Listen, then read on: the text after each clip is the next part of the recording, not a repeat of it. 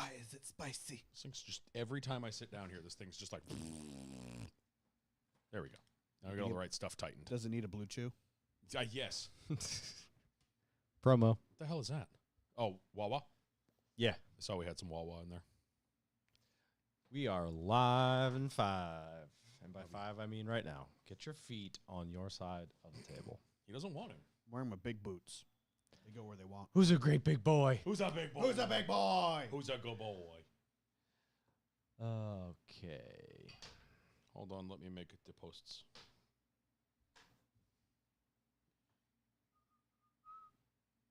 It should be live.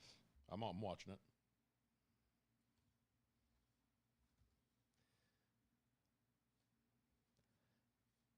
Get the old refresh. All right, we are live. Dan's watching.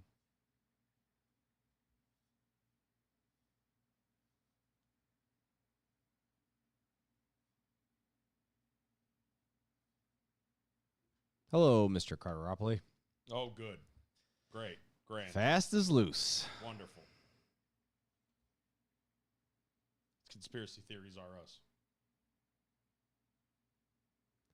Da, da, da, da. Mana, mana. Ba-ba-da-na.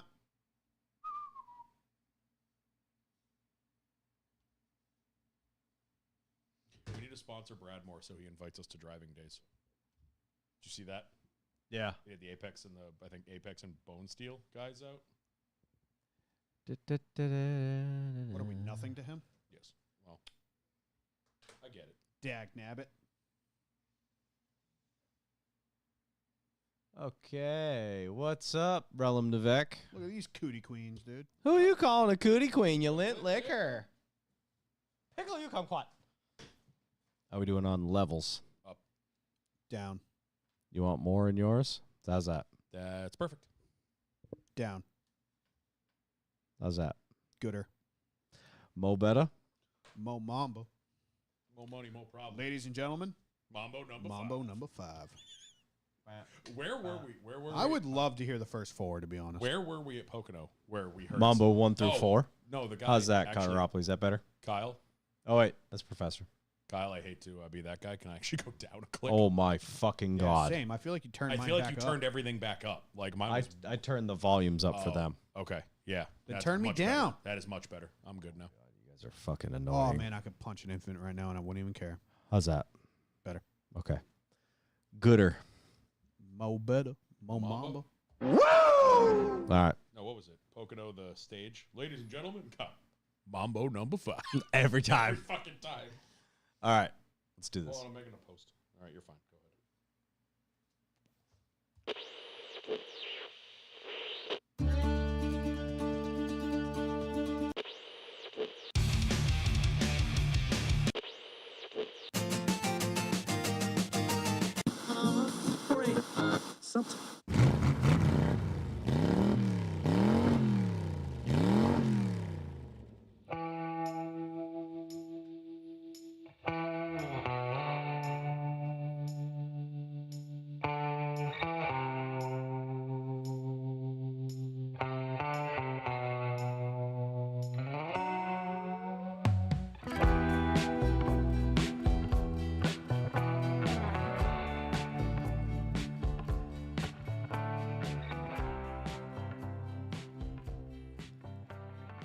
All right, ladies and gentlemen, welcome back to yet another episode of the Loose is Fast podcast, your podcast home for all things NASCAR and some things not. I'm Kyle Belcher and joined, as always, by Daniel Walker. Hi. And Norman Pelletier. Breaking news. What? We interrupt your regular scheduled program to let you know that Joe Biden has officially dropped out of the 2025 Daytona 500. All right, return. Okay. Why? Why do we have to start there? On today's episode, we will talk a little bit of NASCAR news, recap the weekend at the Brickyard, answer some questions, have some fun. But before we get into all that is this episode of the Loose Fast Podcast, Dan, pay the bills. I was still doing stuff. All right. Brought to you this week and every other week by Revival Motoring, revivalmotoring.com, the Revival Motoring Podcast, the Revival Motoring Print Company. Woo! and revivalmotoring.com/B4B. Norm, what is that? Bucks of the boys. Bucks for the boys.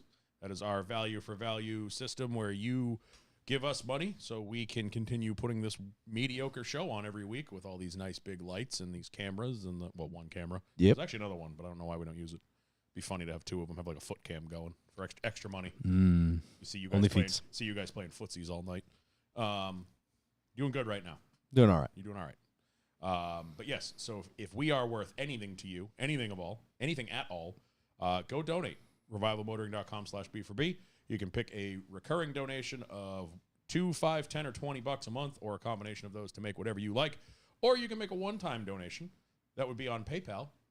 Send it to info@revivalmotoring.com and make sure you tell them that we sent you in the notes, because then we're worth something to anybody in this place outside of just in our own hearts. Yes. That is And also, yours, those of you listening. That is also the home of Kyle's Race Day Challenge. Race Day Challenge is if you donate the dollar amount that matches the driver's number on Sunday and guess correctly, we'll send you a little something. No winners? No winners. Nobody picked Larson? Nobody picked Larson. All right. Other ways you can help us that are not monetarily based, because we understand that times are tough, things suck, everything's really expensive for some reason. Mm-hmm. You can go leave us reviews. Reviews are fun. Guess what? What? We have 2. What? Dose. Woo! Dos Equis. Nice. That's more than one. Yep. Keeps cutting the title off. This is from Joe. I don't know how to say her last name. Tones. He's one of the. He was one of the guys over with Moonshine Mama. Nice. The younger kid with the dark hair. Yeah. He followed us on everything like the next day, and then I saw this come through. I was like, I recognize that name. Hell yeah. He said, awesome podcast, even awesome ... because the title got cut off. I'm hoping he means like awesome people, maybe. Yeah. Hopefully. I seriously doubt that. I doubt it. 5 stars. Doubtful. All right. Met all these guys at Pocono, and they are down-to-earth, great dudes, not to mention a pretty freaking awesome podcast. Hell yeah. Thanks, man. And then the other one. And you guys are just as more awesomer. What? Yep. Well said. Thank you. This one warmed the heart a little bit. Oh, all right. From MEJH87. I'm not even going to try. I'm assuming it's a bunch of. I also think he followed us on Instagram the other day. His name was like, it goes with his name. Best NASCAR pod for a newbie. Okay. 5 stars. This is my first ever podcast review, and it's my rookie NASCAR season. Kyle, Dan, and Norm host the best NASCAR pod that I've come across.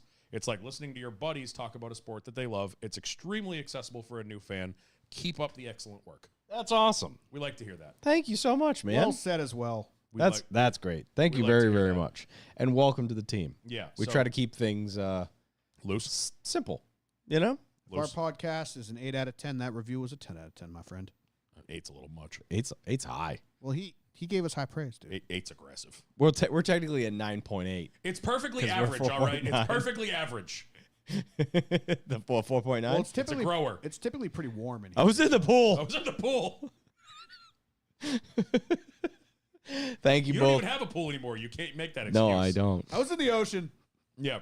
I have central air now. So, yes, thank you for those reviews. And go, if you have not done it yet, go leave us a review, because then we can read your review and thank you equally as much. And listen to you give us praise, and we really like it. And thank you very much. Awesome or Jello shots. Get out of here, Joe. I'm still paying for those. Piss off. You're the worst. That was the best, though. Those were delicious. We are up to 147 reviews on Spotify. You can also leave star reviews on Spotify. We're at 147? Yep. Well, how many does Topics have? Hold, please. 12, I think. Hold, please. It better be lower. I guarantee you it is. More than 40. What do you think the over-under's at? Over under 51. I'm taking the under. I bet they're in the mid-90s. Oh, wow, way more than I thought. 77. Ooh, Damn, I still went way over. Big host of our guys over there. 77. We're almost double them. But does it matter that they're 5 stars and we're 4.9? We're 4.9 on Spotify, too. Damn right. Fine, Keep it up, baby. Get rid of our one star. Consistency. And we'll have 130 or 146. We are the only show in the Revival Motoring Network not to have all 5 stars. Woo! Woo! Woo! They don't even care. I don't That's even because care. we don't pay for our reviews. Yeah, they must have bought their followers or something. Yeah, dude, bots. Hold on, let's see. Keeping expectations low. Hold on, I want to see what Revival has on Spotify. They're keeping us humble. Because Revival's got a lot on Apple because Sit down. Revival did that like Be humble. competition years ago, so they have like 250. Right, Apple they're reviews. also like 10 plus years of Never mind, they podcasting. have 257 on Spotify. Damn it. Damn it. Closing in slowly but surely. You too can be the assistance that gets us there. Yeah, what's topics at on Apple? Because that's where we've got them smoked. Well, No way think out. about it. Like our reviews to episode number is probably higher than anybody else. They have 53 reviews on Apple. Suck it. We have 107. Suck it, Yeah, nerds. dude, we're goaded. We love you. But yes, you can Can't be a stop part of us. that. Please go leave us Apple reviews that we can read because those are most fun, and Spotify reviews, only the 5-star works, except for that one person that might have not left us a 5-star, which is weird. That's Yeah, it got fixed after that. yeah. After that guy, we fixed it. Yeah, we fixed the problem. Concrete shoes. Swimming with the fishes. So, Keeping us Monster humble. traps. other The sucky ways- part is we can never get back to a 5. I know, yeah. Unless we redeem that one person. If we win that person back, they can fix that review. Yeah, that's fair. I think they're gone. Yeah, they're It's probably also gone. not just one. I think we have 2 1-stars and 2 4-stars, I think. Rude. Yeah. Anyway, Also, you can share the episode when it comes out tomorrow. Share it to your story. Share it to your Twitter. Share it to your MySpace. I don't care.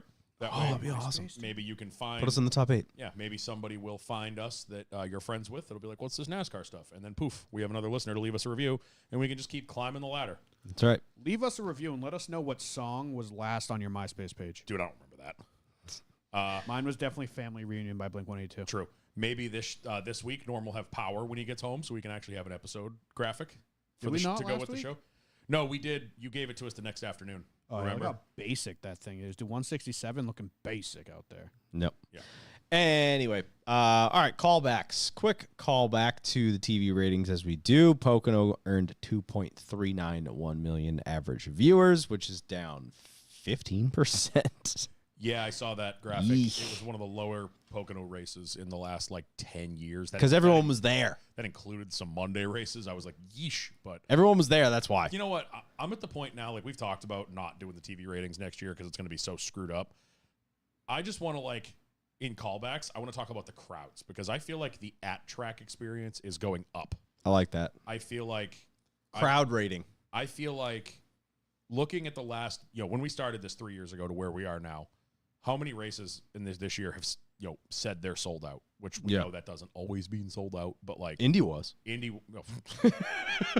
was weird. So I listened to DJD Reloaded. I never do, but they were doing a bunch of stuff about the old, like throwing back to the Brickyards. They had like Jared on and stuff, which was really cool to listen to.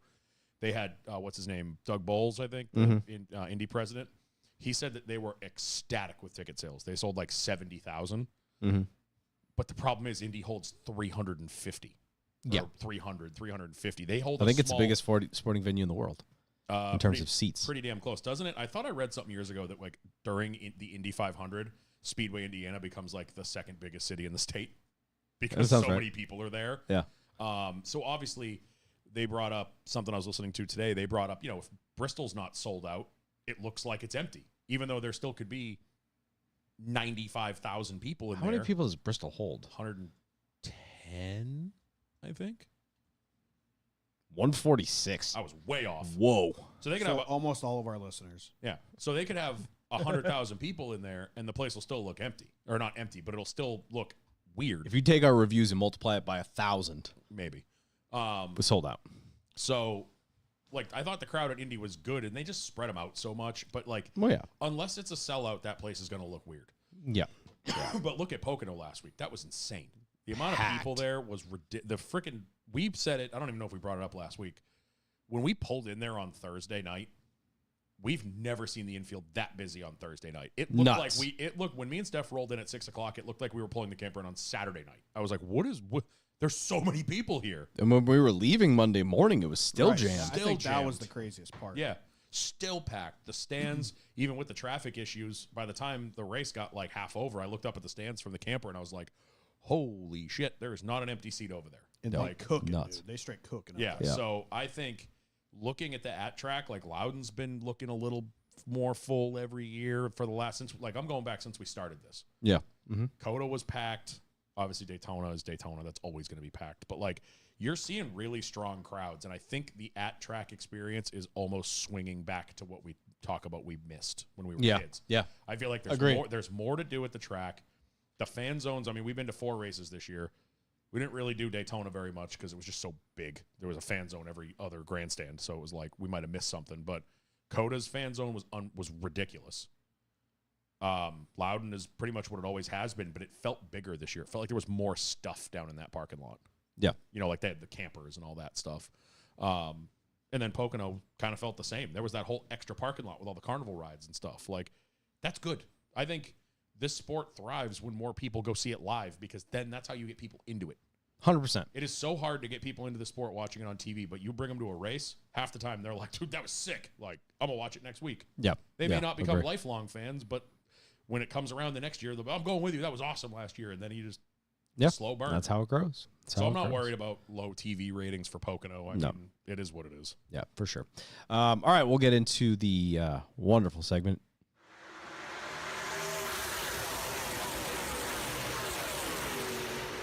That we call race picks. Damn right we do. Norm, I've been watching you try to hold that smile off your face because for 2 weeks in a row, Norm wins by default. Wins on a mid-ass performance. What do you finish, 15th? 16th. Hey, a win's a win, baby. He's won 2 weeks in a row with drivers finishing in the teens. Yeah. Thanks, Ryan Preece. He's won by default twice. Thanks, Ryan Preece. So, calling back to the Brickyard, I chose Josh Berry, who had a horrible weekend. Dan chose William Byron, who had an potentially even more horrible weekend. He had a great weekend until Ryan Preece decided to stuff the middle and send him careening towards the wall at Rock Jesus. And Norm had nothing but a mediocre day, once again winning in the teens. McJesus, he had speed at the beginning. He was up but there, he played his pitch strategy was not the right call. He was like top 10. He qualified like 6th or 7th, didn't he? Yeah, he was up top there. 10, He was yeah. up there for a while, but he played like the opposite pitch strategy, and it just didn't net gain for him. Didn't pan out. So that ties the ball game officially at 13 apiece for Norm and I. Dan with 4. Woo! Now we have to pick 2 weeks in advance for Richmond. Dan, you get to choose first. Who are you going for the action track? The pickings are bad. They're getting slim for the final 4, baby. I've got a couple names, although you never highlighted Kyle for me. You never highlighted Bush. I took him last week. He is off the table. Oh, yeah. Gotcha. But, like, I'm looking at who I have left, and it's like, ugh. Give me Brad K. Good pick. Good. I'm thinking the Good pick. Ford's flat-ish short track. Fords are usually pretty good at those. I probably should pick the other Ford that I have, but something about it, I don't know. Yeah, I don't love it. Again, slim pickings. Give me Chase Briscoe. I was just looking at your list, and I was like, that's a good pick. He was my other option for this race. I'm going with Kyle Busch, dude. He's turning it around at Richmond. Oh, He's coming back, dude. if Norm wins with Kyle Busch, I'm not coming back after 2 weeks. I'll be I'm done. so I'm done. fucking Bro, mad. you know how many times I've moved this number on my board? Yeah. I've had Kyle Busch on 5 different tracks for the second half of the season. Every time it's like, nope, can't do it. Look at can't do yesterday. it. He had a great day yesterday, and then just with 2 to go. Yeah, everyone's always wrecking me. Self spins in 5th place. Sir, you wrecked yourself. Yeah. Check yourself before you wreck Oh, yourself. he didn't check himself first. All right, so things are getting tight. We got 3 more picks after that, and not a whole lot to pick from. I can guarantee you we're all going to have a lot of the same people left on the board. Yeah. We never agreed to do like a regular season champ or anything, right? No. We're just going to reset. Yeah, I when thought we playoffs did. start. I thought it was like 1 extra point or 2 extra points if you get the Was regular it? season. I don't remember Yeah. agreeing to that. I mean, I'm fine with it. I don't care. What do you think? I'm not a threat for it, so I'm fine with it. Can you win? No. Yeah, you could still win. If I like win out from here, maybe. What if we do something crazy? Like postseason, you can pick one driver twice, but you have to call it ahead. No. Like before the What are playoffs you, start, you'd be NASCAR like, changing the rules in the can- middle of the thing? I can choose Kyle Larson twice. If they get eliminated, you can pick them twice. Once they are eliminated, you can put them back in your lineup. Ooh, That's not bad. I don't hate that. Yeah, that's it. Once they're eliminated, Because you if can they're bring them back. eliminated, you already screwed the pooch on them. Yeah. Yep. Yeah, that's the rule. There we go. All right. Instead of And what about the regular season? Do we get an additional single or double point for regular season champ? Go one. Let's go go one. One. Since Because you guys are we're so so tight. close, Yeah, yeah. you guys are so tight. Let's just do one. Maybe next year. yeah. Maybe like What are we? Well, we physically can't tie. Dry. That's what you are. We Dry. cannot tie, correct? There's an odd number left.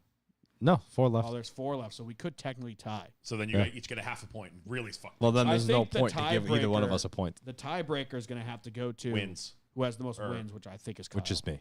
Yes. I think I have 1 and you have 2. Correct. All right. I like Unless Kyle Busch wins at Richmond. that. I think. Big I day. think next year we should really. at that point, we there should wouldn't like be a tie. revamp it. Kind of do like, X amount of points for the regular season champ. We should do a reset for the playoffs. I want to do points, like how many points they got on the day. Ooh. Oh, that could be kind of cool. Instead of That's like too much math for me to keep instead up of with. You're not the completely- one that's doing it. Yeah, he's Yeah, but I do it on my board. he's got his own show, I guess. Okay. Yeah, like instead of completely blatantly ripping off DBC like we're currently doing, that'd be kind of cool. Points Like on the their- day. Like their it's like our points. fantasy team. Yeah. So like if I pick Ryan doing Blaney stage and he points? gets like with Points like, on the day. whatever they get for points. If someone gets 60 points on the day, you get 60 points. Yeah. Ooh, I like that. That's a cool idea. Thanks. Appreciate that. All right, that does it for the race picks. Looking forward to our 2 weeks off, but we will see how those shake out in 2 weeks, which I'm going to totally forget by then. I hate my pick. Can I change it? Nope. Nope. And now we go to no one's favorite part of the callback segment, which we call Norm's Scheme of the Week. What do you have, Norm? What do you have? Bring them up. This is tough because I think every good scheme this week I've already chosen. Like Okay. there were I don't think there were any really first timers. I think this is the Trash. first time we've seen Moose, but that scheme's I fucking love that. That's a scheme. sick It's scheme. fucking That's much, I dude. don't know why you haven't already said it. I think I've picked it already. I think he picked. Oh. And I don't know. I think it's just because the color blue. I just love Yeah. that blue. Yeah, it's nice. That's the Larson, one. I've already picked it. Oh, that's right. You picked it in the 600. Remember, I made like an asterisk. Yeah. And I'm like, non-patriotic scheme, patriotic scheme. Technically, you could pick it because you picked Justin Allgaier's scheme. Yeah. Cheddar scheme. That's really good. That cheddar scheme. The was cheddars fire. was sharp. It looked really good back in the fence. Love Noah's scheme. I think I picked that already. Always a classic. Denny's. That's a great scheme. Seen it. Seen it. Hell yeah, Cody Ware. Attaboy, Cody Ware. Yeah, Did you see that proud they of like you. lost their sponsor on Friday and Yes. restickered the car? They put like just a square sticker on the same scheme.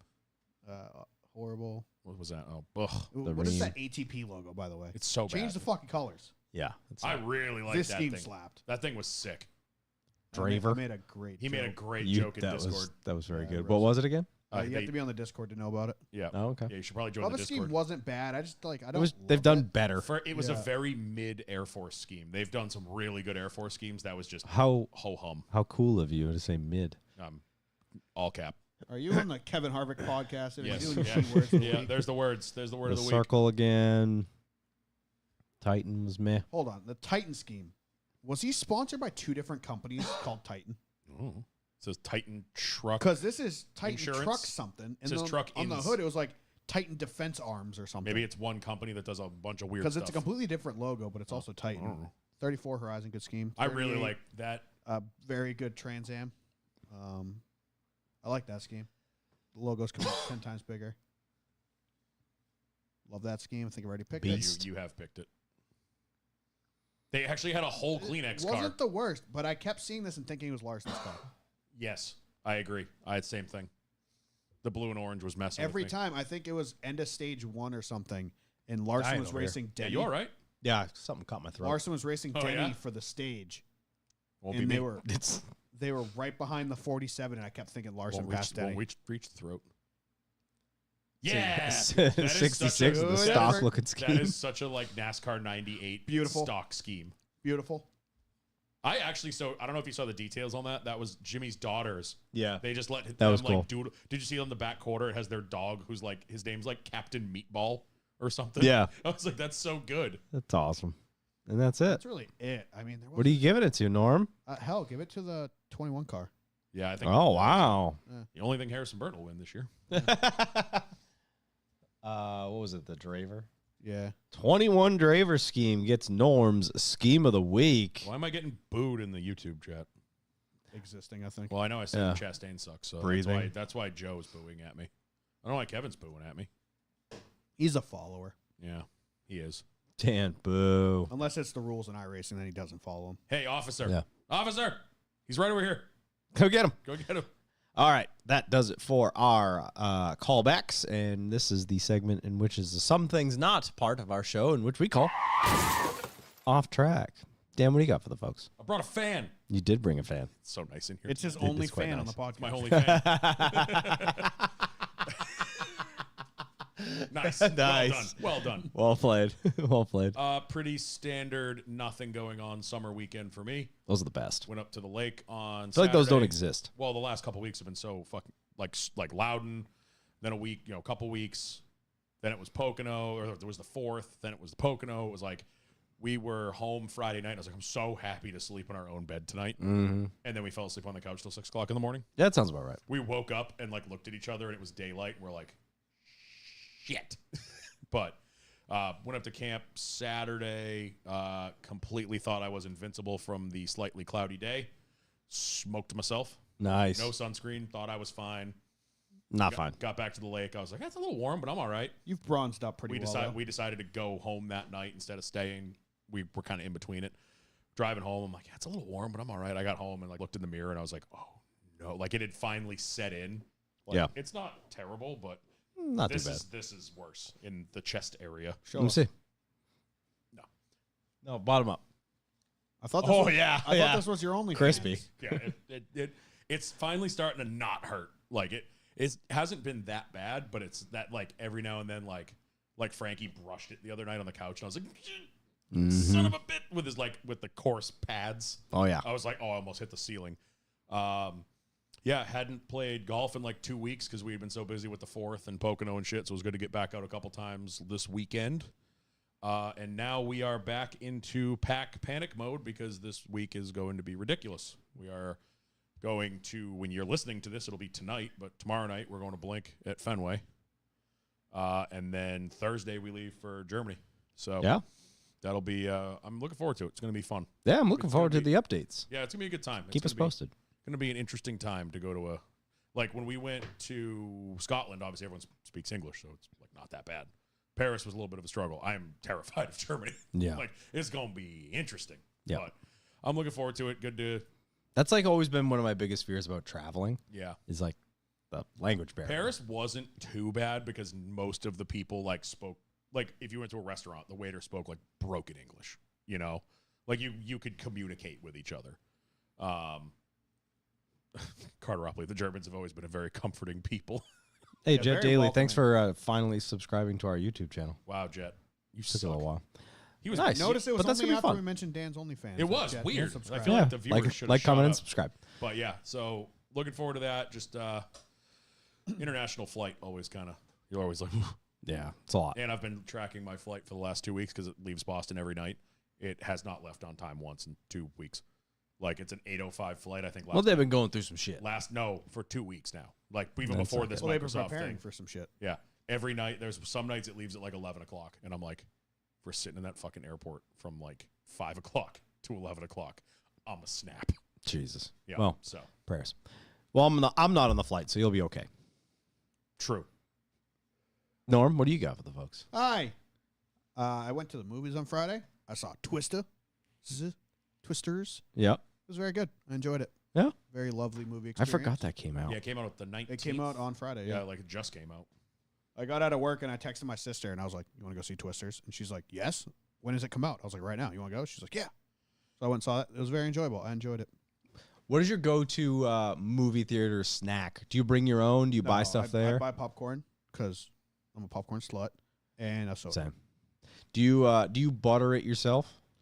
Unfortunately, you have to now. I'm a like, butter especially your at bread. the theater I go to, they just give you a bucket. Where do you go? You go to the one in Merrimack? Apple Cinemas, yeah. yeah. One in Merrimack. And you have to go over to the thing. I never liked doing it because the dudes that work there butter it so much better. Yeah, they're pros. You know, See, have you seen Do you do videos the of straw dude- trick? No, I don't even bother. So Yeah. I just do like, because it's a machine and you like press the button and it drops a little bit of popcorn. So I do like a couple inches butter. butter. Yeah, that's how you couple have to do inches it. Butter. 100%. Couple inches butter. And I don't butter the top because it gets too wet. Yeah. See, my problem is I love like extra movie theater butter, and I remember being a kid ruining a pair of shorts. Oh 'Cause I didn't realize it. Like you're in the dark movie theater, you're eating popcorn. It's like, oh, this is so good. It's covered in butter. Did You it leak leave. through the hole you cut in the bottom of Yes, it? yes. No, this was So this wasn't a popcorn bucket; it was a popcorn bag, and it had fucking soaked through the bag. And I obviously had it sitting on my leg while I'm just munching popcorn in the dark. I remember walking out of the movie theater being like, "Son of a bitch!" It looks like I pissed myself. Go-to snack outside of popcorn. Reese's Pieces. Ooh, I'm a Bunch of Crunch guy. I like getting the weird stuff that you only see at movie theaters, Yeah, like you the get cookie like dough, the snow caps, or like Snow the caps are good. cookie dough bites. Yeah, good Like pick. those weird things you can like only get at movie theaters. Although sometimes movies make me want to go Milk Duds. Even then, I regret my decision when my teeth. Yeah, because you're just the entire when my movie. teeth are killing me because I've been chewing. The Milk Duds trying to pull my teeth out of my jaw with every chew. But yeah, I don't know. Sometimes I just go no snack. It's rare, but sometimes I'm just not. I have to have something to munch on. Yeah. I just like popcorn. I'm a big popcorn guy. I do recommend going and seeing Twisters though. Yeah. Very enjoyable. Like I was telling you guys, it's semi-related to the originals. It's not like a sequel by any means. It's kind of just like a reinterpretation of the story. It's not a complete remake, but it's not a sequel. It's like, kind of like, it's almost like a reinterpretation, but yet an origin story. Yeah. Because they made the characters very similar, but like it's not like, oh, they're just trying to make this Bill Paxton. We watched the trailer because my sister-in-law hadn't seen it, and she was going to see it that night with her boyfriend. And Steph said it. She goes, they just reversed the characters. Now the chick is the big city. Yeah. You know, now she's back, and they're trying to get her back into storm chasing, where originally that was Bill Paxton. He was the big city weatherman that used to chase twisters, and so they just like flipped the characters around on him. So I thought it's not 100% accurate like that, but it's close. Yeah. I'd say they definitely are each other's characters. Yep. It is kind of cool. It's a huge Dodge commercial the entire time. Well, of course it it is, because that movie made that Dodge Ram the most popular truck in the world. They had the main character, one of the main Second characters, I guess the second main character, Glenn Powell's character. He has like a dually Dodge Ram. Dually red that Ram. they put like a full exoskeleton on and shit like that. And he's just like trailer. mobbing through a field because he's a YouTuber. And so he's doing like cliche, like annoying YouTuber things, but it's kind of funny at the same time. As he's mobbing through a field. Hey guys, like and subscribe. Literally, they have cameras set up in the car, so it's like you're watching like their GoPros throughout the movie. That's cool. At certain scenes, I like it's super enjoyable. Will not be the only time I'm going to the movies this week. Let's go. I already have a ticket to go see Deadpool and Wolverine on Thursday. Oh, you've been hyped about that. And I will probably see it 3 or 4 more times this weekend. I have no idea how many. At least twice. But I am extremely excited about that. They're doing the red carpet right now. I've been following it on Twitter. Ooh, nice. Seeing like all the people that show up for that. And I also, real quick, stuck it to the man on Saturday. What'd you do? I need brakes for my truck. Yep. So I went online, went to our local dealership. I won't shout out the dealership. Dan worked there. I know that one. And I go on their website, click parts department, and then I can go through the parts. And I'm looking for rear brakes for my truck, thinking I'm going to spend $600. Real quick, go through it. Go, Wait, okay, this truck, not the S10? this truck. Oh. Because I only buy dealership stuff for my new stuff. I get you. And I go through all the brakes and stuff like that. It's like, all right, cool. Like $300. I was like, that's a deal. So I was like, okay, cool. Jump in my truck Saturday morning, drive to the dealership. He pulls out the list of parts, and like he has obviously options. And it's like $900 something at the bottom of the page because he gives you multiple options. I was like, okay, give me the factory rotors and give me the AC Delco pads. All right, $520. I was like, $520? It's $300 on your website. Oh, well, they might be different parts. So I was like, okay, hold on. And I looked up all the parts on the website with the numbers he just gave me. And it's $306 opposed to his $530. I was like, this is your website. Oh, well, that's technically our wholesaler the parts, down in Chelsea and this and that. I was like, okay, cool. Honor it. How is it a $200 markup for the dealership? Oh, well, I can't control pricing. I was like, okay, cool. You can bring those back. And I just went out to my truck and ordered them. Because I was like, it was $200 over $200 difference with me now paying shipping from the wholesaler. Yeah, I'd do the same thing.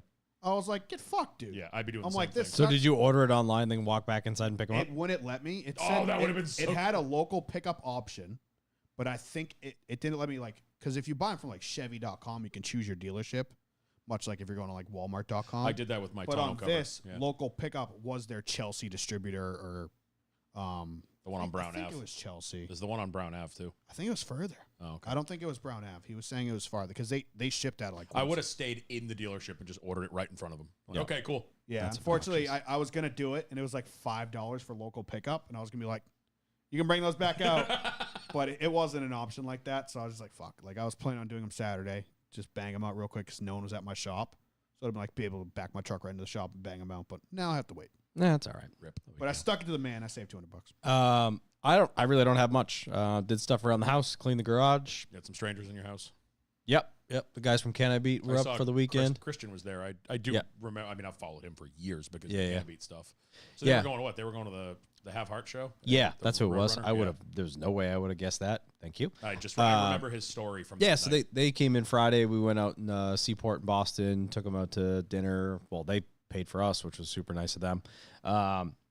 Didn't see them a ton because they were doing touristy stuff, which is whatever. You guys were just their home base. Yeah, which is great because I haven't been home much in the past month, so Yeah. it was nice to just do stuff around the house, clean the house. Yeah, for all the Hung stuff up some decorations, whatever. for all the stuff that I said I've been doing, you've been even worse because like you were at the Cape for 2 weeks. We went to Pocono. Oh yeah, We did Loudon, which we were back and forth. Like you, for as little as I feel like I've been home, you've been home even less. returning from Pocono, I had been home in the month of July for 3 days. Yeah, I hadn't been home on the weekends, but I was at least still like home a couple days a week. Yeah. So like I was like you're even worse than I was. Oh yeah, so I was just happy to be home. So that was nice. I love the skull. Y'all did good. Yeah, That thanks. looks sick. Badass. For those that I don't think I said it on the show I don't here. remember. When we were at New Hampshire doing the media stuff, my fiance sends me a text and a picture that won't load because we're in the middle of the infield. He goes, send me $350. I'll buy this right now. I was like, I don't know why I'm sending you $350. Can I get some explanation before I do this? I would have just done it anyway. Kind of trust her. Marrying her, kind of the point. Anyway, sends me a Snapchat. It won't be the last time she's asking for money, bud. Probably. $350 is actually Well, in November, she officially takes half. So $350 is exactly how much it costs to fly away from here. Weird. yeah. Got a Snapchat, and it was a 6.5 foot wide skull. It's like a Texas Longhorn skull. Yeah. With horns. And it's real. Yeah. So finally hung it up. I love how it came in 3 pieces. Like they carried it out of that. Yeah, show because the in- horns themselves will slide off. Yeah. Yeah. So that thing was very difficult to hang. How did you even hang it? Like there's So I put Double-sided tape. an anchor in the wall. command strip. You know, like the normal drywall anchors, because I wanted it centered in the, obviously the It fits studs weren't. perfectly right there. Yeah, I did a lot of measuring because I have ODD, ACD, OCD, OCD. one of the two, ADD, He has ACDC. ACDC. ACDC. Yeah, my OCD would not allow me not to center that He has as best I ACDC. could. He screwed into the nails or the wires in Yeah. the house. Yeah. So I put one of the anchors in the wall, and then the screw. Yep. Hung it up, started bending instantly. Like that one's not going to Because the hold. thing's heavy, isn't it? Yeah. Upsized to like the biggest one I had. You know, like the sets of hanging Yes. shit. Yes. So the drywall anchor that was like this big, I was like, the big dog's going to be fine. Nope. Yeah, drywall's not very strong. Yeah, Yeah, Nearly you pulled need that a one out. lag bolt into a stud. you got to hit the stud, buddy. But I know you. So can't I went. because- I couldn't. So I went to Lowe's and got one of the big fat metal ones that slide in the wall and then they tee and Yes, then pull that's up what a you gotta tight. do, yeah. So I did one of those, and then I got one of the big, the normal hooks, and I bent the thing back, folded the tab down, drilled a hole straight through it, and I bought the 100-pound ones. That thing ain't going nowhere. Yeah. So Yeah. she's up there, and it looks badass. That's the problem. Those anchors, the little ones, like you need the ones that go in and then spread it like the weight. Oh, that's out. what I had. Yeah, that's what. Yeah, And they were not strong enough. Because I mean, that's the thing. People think, oh, it's an anchor and a drywall. It's fine. Drywall's not that strong. It's not, It's no. not strong. As someone who does it, and your house is probably most houses are only half-inch drywall. That's Well, not he strong. should know. His name's Kyle. True. He Thanks. punches through it constantly. So yeah, that thing. As soon as it went tight, I was like, "Oh fuck, that thing ain't going Are you anywhere." guys painting those railings black? Replacing them. You're replacing them? I like. Yeah. I haven't been to your house in a little bit. I like the whole aesthetic with the plants and the lights and Yeah. the skull. Yeah. And it looks That- good. Up whatever that code charcoal black or whatever you guys did, fucking love it. there. Yeah, that it looks color's good. dope. Looks good. Well, the railings that we're doing outside, we're doing like a dark brown drink rail, Yeah. and then the cables. We're gonna do that inside to match the deck. So didn't bother painting them. So that's that. Yeah. Nice. Ready? Yeah. Breaking news. The news. Now that everyone skipped through our crap, And We the can- news we is can- done. we 'cause- can we can see that, everybody. We can Yep. see how much you skip and We where know what you skip. guys are doing out We there. know what you guys Yeah. are doing. We found out that none You of you dirty like. dogs. We found out that none of you like our lives. Yep, pretty much. Not a ton of news, but one bigger piece of news did come out this week. The only bit of news that I thought was worth talking about. The Haas factory team has officially announced that Norm Pelletier's favorite driver will be driving the number 41 car. Stone Cold Custer, brother. That is official now. Cole Custer will be driving the 41 Ford for the Haas factory That's the team. Only part of that. I was saying, announcement Norm don't still like. found something to complain about. Of course. I think No one's surprised by this. universally everyone wanted them to bring back the 00. And the 41 is straight cursed. That number haunted. 'Cause That number has done nothing but get It's lucky haunted. in It's Kansas haunted. once. It's haunted. I Kentucky. agree. Kentucky. Kentucky. Cole won at Kentucky on a Didn't- crazy And restart. didn't Kurt win the 500? Kurt in it? won the 500 crazy restart, and I think that's about it. I don't know if Kurt ever won it other than that. Didn't he? Oh, he beat Kyle at Vegas. That was in the one car. That wasn't the one Yeah. car. You're right. That was a Chip Ganassi. I don't. Kurt might have won in an all black monster car at some point, but the 41 has just never done anything. Nope. And the thing that worries me about this announcement is that makes me think they're keeping the 41 team, which has always been the worst team at that facility. It's true. Yeah. That's the part of the announcement. It's like, we're not doing the 10 car next year. Okay, well, that means you're not taking Blick. Oh, we're not doing the 14. Okay, that means you're losing all those guys. We're doing the 41 tells me that they're keeping the worst performing car in that team. Yep.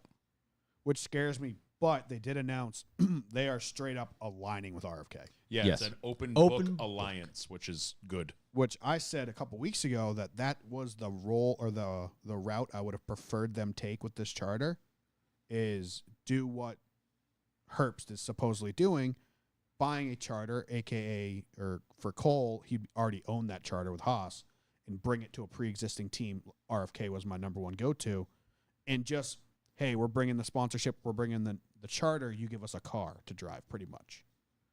But the way they're doing it is the whole thing with Stuart Haas is the reason why they still exist with the Haas factory team is they were planning on selling/leasing everything to Front Row Motorsports. Well, Front Row Motorsports didn't want all of their equipment, their simulator, their road force machine, and their scanner. I don't think they wanted any of those. And Stuart Haas went, well, we're not going to fucking private sale these, so we're just going to keep everything if that's the case, because Front Row, I think, changed the deal halfway through, and they're like, oh, we already own this stuff. We don't want yours. And they're like, oh, well, no one's going to buy this. Right. Like, no one's starting a team, so no one's going to buy our equipment, so that's why they stayed on as Haas Factory. Was kind of, when they announced the Haas Factory thing, it was kind of like, we couldn't unload it all, so we just kept part of it. Yeah. I mean, we're not, no one's surprised by this, obviously, with his dad being a primary part of the Haas factory team and kind of always has been.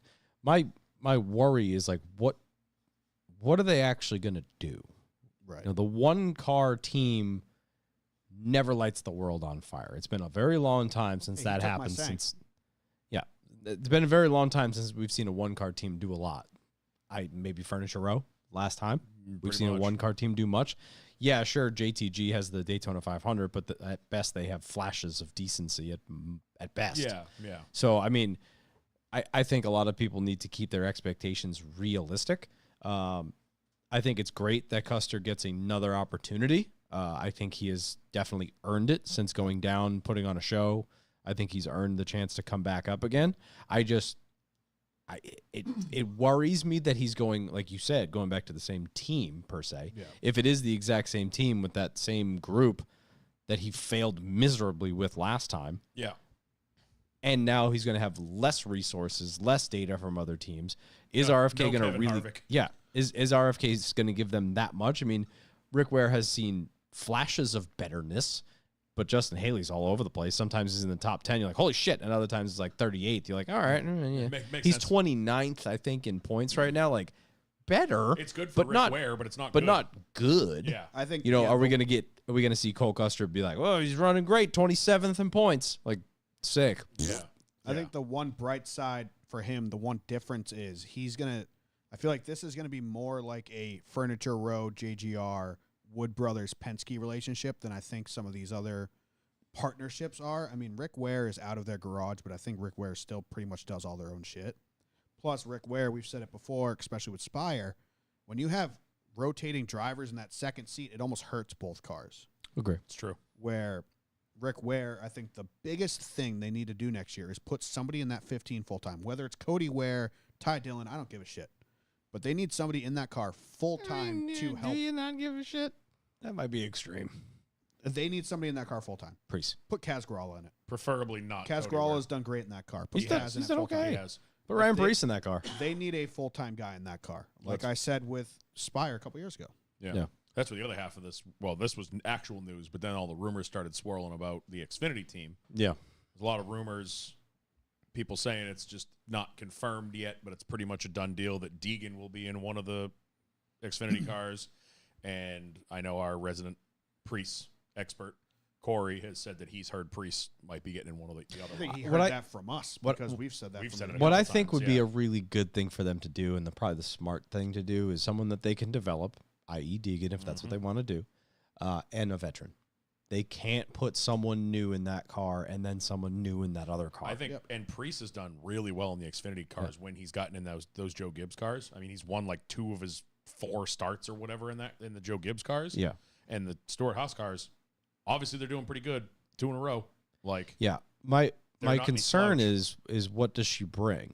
Because does she She though? brings Ford. I think I think Ford, Ford is more behind this than Stewart. I Haas agree. is. I think so too. I was thinking about this. I'm like, this is a good idea. I mean, this is great for her. They can develop someone, whatever. Like, she comes with a huge following. If they can kind of rebuild her confidence and whatever, that'd be great for the team and for her. Be great But for her you to look go- at how much Monster was involved in the trucks. Like, she was in a Monster truck all the time. How many times was she in a Monster Xfinity car? None. Never. I haven't seen it once. Their And you funding guys- of her has to have backed down significantly. Also, all the sponsors that she brought in, Viva, Clutch, Vodka, and Airbox or whatever it's called. Yeah, Airbox. Yeah. Those seemingly were Haley Deegan sponsors, and they've all stuck around since she's left AM Racing. Yeah, they're still on the 15. They're all still there. So those were apparently team sponsors, not Haley Deegan sponsors. And I agree 100%. She has not had Monster on the car at all.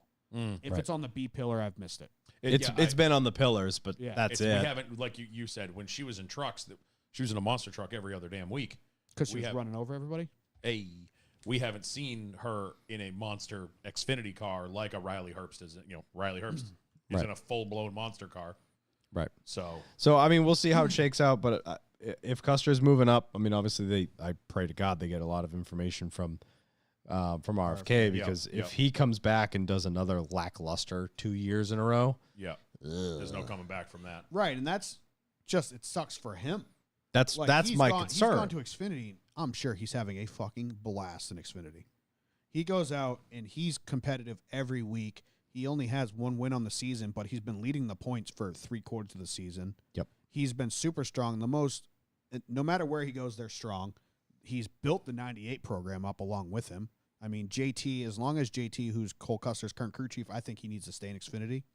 I don't know if he's a cup guy, but that program has just, I mean, it's light years ahead of where it was 3-4 years ago. Yeah. So, I mean, I can't imagine that if he comes up to cup and straight sucks, that he's not going to regret that. Exactly. John, Because that's of my how- concern. How much fun he's got to be John having. Borst throwing a whole wrench into the Deegan thing. He said, isn't she working on a deal with Andretti Global? She just did a seat fitting for an NXT car, which is like IndyCar's Xfinity series. Right. I saw her go to an IndyCar race. I've heard nothing. I've heard since. that. I've heard that as a rumor, and I've also heard the Haas rumors. So Well, Joe Custer literally said that they like her, yeah, like in the interview. Yeah. We Right, think well, there's they're more not in gonna- her, and we want to They're be a not gonna part of say that. They don't like her. true. Well, they said that we want to be a part of that. Yeah. So, like, it seems like they're interested Which if is they haven't. absolutely crazy to me that there's seemingly a bidding war for her. Yeah, It's great. Yeah, it's great for her, Yeah, Like- of course. but like everywhere else, it's like, look, who? Like that's was my biggest complaint with the AM Racing deal is like they're falling head over heels for her to put her in the car, and they're kicking other people to the curb. And Right. now Stewart Haas, which is the leading Xfinity team for Ford, they're now like, oh, please come race for us instead of going to do IndyCar. It's like, well, maybe she doesn't want to. Get somebody else that will probably Right. do better. Like Right. it's Well, crazy, but we'll I see mean, how it's it good- shakes out. Good for Cole. I'm glad Haas is sticking around like I wanted them to, because I mean that's a guy with bazillions of dollars that just loves racing. So Yeah, I just hope they don't suck the butts. fact that he's sticking around is huge for NASCAR. yeah. That's all I have for major news that's worth talking about. I mean, other than Rick Oh, we Hendrick had- being Grand Marshal, and I thought we had other shit. I feel like we're wasn't missing. anything major that like driver announcements of people doing random shit. I mean, I'm Kyle checking. Busch- JD Motorsports Kyle went Busch bankrupt. was on Busch's the interview. Pat McAfee show. Yeah, that was ridiculous. No surprise Just there. did not make anybody, especially himself, look good on it. Yeah, that wasn't good for anybody. Like, obviously, we're Corey fans, so that's annoying. But like, it just didn't look good for anything. Yeah, you go on the biggest podcast radio show in the country and you just bitch and moan. About everybody in the field. Oh, I don't trust anybody. I don't Yeah. want to work with anybody. And then when you you proceed suck to ass go out this year. and wreck yourself. Yep. Yep. After calling the other 37 cars on the track fucking unreliable wreckers. And then Yep. you go out and self-spin. It's like, well, who's the asshole now, bud? Oh, Yeah, exactly. you missed the NASCAR executive shakeup. Oh, they're moving everybody around. Oh, yeah. Yep. So I don't even hold on. I have to bring it up because you don't have notes on it. So I do not. Ben Kennedy got a promo. Seemingly deserved. Brian Herbst, Tim Clark, Ben Kennedy, Scott Prime, and Michelle Byron are among NASCAR executives who are being given elevated profiles and responsibilities. The moves will allow NASCAR staff to get used to the new structure ahead of 2025, when NASCAR will go from 2 to 5 domestic media rights partners, among other big changes. Mm-hmm. Yeah, like I'm trying to Moving and shaking in the big office. Steve So NASCAR's O'Donnell. already spending that money they're making from the TV deal Pretty much. and not paying the team still. Yeah, that tracks. Yeah, Hey, we got 2 more TV partners. We got a big-ass check. Yeah, Ben Kennedy's now Teams the are just drowning in the bottom of the pool. They're like, hey, Ben Kennedy, Ben Kennedy's now the add EV another 0 to your the paycheck every month. EVP at age 32. I didn't realize Ben Kennedy was younger than us. Yeah. That hurts my soul. Yep. Like, yeah, He's a big deal. Everyone's getting all sorts of promotions. I'm just going through. But he's doing a great job. Right. he is. He's coming up with good ideas. He's got, the ear of the people, if you will. He's a good pick. Oh, that happened this week too. NASCAR's going to have hydraulics now. What? Did you miss Yeah. that? So there's Yeah. a new thing. Bozy was posting about it last week. Teams can start using these recovery actuator assemblies at Michigan. Oh. And if they are used, they must be installed on both rear dampers. Recovery actuator assemblies must be manually actuated through a valve located on the A-post recovery system and emergency switch bucket. In order to prevent cars from getting stranded when they get a flat, NASCAR will allow Cup teams to start installing a lift system in the rear dampers next month, so the rear of the car can be raised when necessary. The system can only be actuated by a NASCAR official. So basically, there's going to be a little valve stem or fucking something in the A-post, and when the car's stranded like a beached whale, like we saw this week, they can go over and jack it up like air ride, and it can go home. My only problem with this is Add I see weight. it being beneficial in like practice. Say you spin out in practice, you blow your tires, Yeah. and you don't want to drag the underbody on the ground. Cool, flip the switch, bring it back. But during the race, say you're in a Joey Logano situation at Pocono last That's year. what I was thinking. You yeah. blow all your tires, they flip that switch. Are you going to be able to drive after that? Is That- there a quick fix to make your car regular again? I would think there's probably just a release of some sort. I don't know if it's air or hydraulic or what. I'm right, sure but there's if it's some like sort an of emergency, flip the switch and it releases gas into a shock and Yeah. lifts that shock, is there a quick bleed that they can bring it to the pits, put 4 tires on it, and then make the car completely normal again? I would imagine 'Cause there's it's gotta- gotta there be- has to there be. has to be it's like some it's sort got to of be like a one-time switch, so you can use this once. yeah. If you fuck up again in the race, you're screwed. I Right. guarantee you there's Yeah. probably a release because it looks like looking at the diagrams, it looks like there's like a separate chamber in the shock. Right. I guarantee you there's some sort of valve that you can just blow the whatever out of it, and then the shock returns to normal. Yeah. I would think. I just thought it was kind of cool because I also don't know why it's taken 3 years of next gen cars to figure this out, because we've been watching this for 3 years. Cars getting beached with 2 flat tires on the rub blocks. Yeah. Kind of crazy it's taken this long. I'm just but- I figured they would do something more along the lines of like E36 BMWs where they have like the jack posts on the side. yeah. Like, why haven't they just made something that the tow truck guys had that just hooks up to the car and lifts the car off the ground? I don't know. But, You know what I mean? But I look back at how many of people would this have helped. Like the Joey Logano one is the biggest one. Obviously, we remember because we watched it happen. And then his tirade in the car. Yeah. If they're just able to walk over and flip a switch and the cars can drive away, Much better option. way better option. Yeah, like I than- said, the one thing I'm worried about is this reversible? I'm sure it after is. this Yeah, fact? I'm I'd have sure to it look has into to. it. I'm but sure, like I it said, is. in practice, we've seen multiple times like they spin out in practice and they're running out there with jacks on a golf cart and they're jacking it up in the grass to not destroy the car. Yeah, they wouldn't implement that if it was going to end their day. right. Oh, You're just going Yeah. down jacked up like a car on air ride Yeah. all the way to Well, the it's top. just the back, so you can be all scootered out. that Fucking- spoiler be way up in the air. Also, not NASCAR news, but fucking spec me out at Martinsville. That's ridiculous. Oh, yeah. That's Give insane. Moon Car a fucking sports emblem. I had a whatever they're feeling when called. because they ran that test there earlier this year, and didn't Dale Jr. drive Yeah. around in them and stuff? I was like, It's awesome. what are they doing? having and fun. Dale Jr. paid for Moon Car to go out there and spectate. Yeah. That's all Moon Car. That's Moon Car made that happen. Fucking fantastic. Yeah, Jack Roush this weekend was his 4,000th Cup Series. And Kyle Busch's 700th start. Yep, Kyle Busch's 700th start. And seemingly 700th DNF of the season.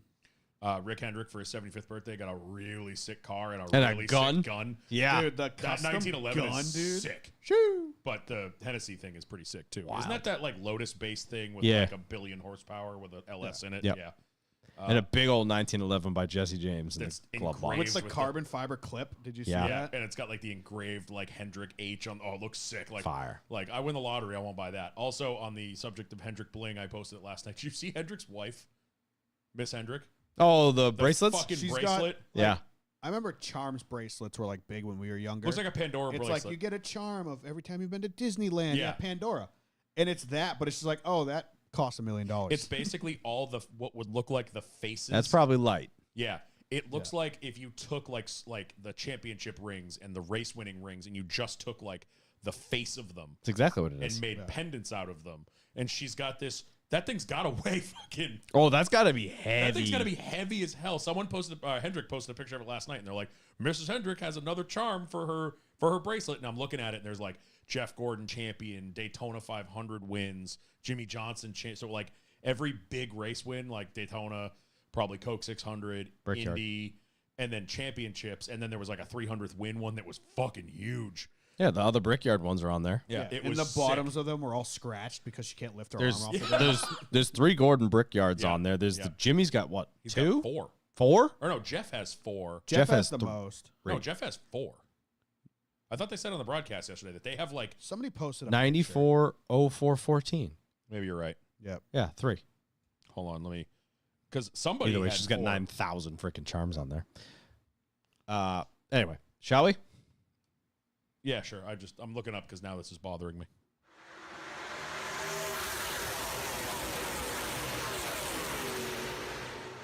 Indianapolis weekend. The Truck Series was in Indianapolis. They were down the street at Raceway Park. Jeffrey has 4. Gordon has 4 Brickyards. 94, 98, 2001, 2004, 2014. So never mind. He has 5. Holy shit. He has 5. I think Johnson has 4 because he's got 1. Where am I at here? 1, 2, 3. And he almost 4. got 5 this weekend. He was close. Yeah. Yeah. So Jimmy's got 4. Jeff has 5. Good Lord. So yeah, that's that. Those alone could make a pretty sick ass bracelet. Yeah. All right. Truck Series was at Indianapolis Raceway Park, the T-Sport 200. Not as much of a banger as I kind of expected. IRP's never been. It's a cool track, and Like I love Mason Massey was the only one out of the race. Yeah. But pretty good Because entertaining Ottawa race. wasn't there, right? Hooking people and stopping. I to go thought to it was track. cool with IRP how there was. I don't remember this last year because didn't SVG run this race last year? Yes. It was his first oval race. Yeah. And I remember it being very like couldn't really like It's already a single, year ago. yeah, Jesus like Christ. single groove kind of stuff. When I was watching this Friday night, they were all over the place. There was guys ripping the fence. There was guys diamonding the corner. There was guys running the I middle. didn't watch any of it. Does the track still look like a total shithole? Yes, Yeah. Okay. that's why kind of why I like it. Yeah, but it's like I watched it. I remember the first year they went there, and I watched it. And I was like, just replace the fence, dude. Like Yeah. they have all these camera angles, like panning through the fence, and the fence is rusty and wicked shitty looking. I was like, dude, come on. You know what though? Like, just put new fencing in. I'm gonna go. I'm gonna piggyback off of Bianchi. He said on the teardown today that that's what the truck series should be. Not shitty, but like Yeah, local short tracks. they 100%. should be going. Maybe not every weekend. No, it doesn't have to be every weekend, but like sometimes this should be. Xfinity and Cup should be on the big track, and the trucks should go. If there's a local, Bull 3/4 ring. mile, half mile, like let's say they come to Loudon, run the trucks at Lee. That'd be sick. Yeah. Like Yeah. that place has got Or a good, Monadnock. or Monadnock, or some one of these places with good sized grandstands.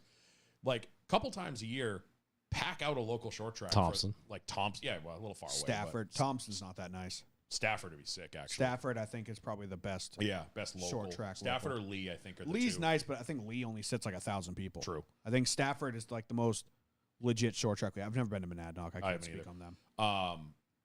But I thought it was perfect because that's what the Truck Series was in '95 when they started it.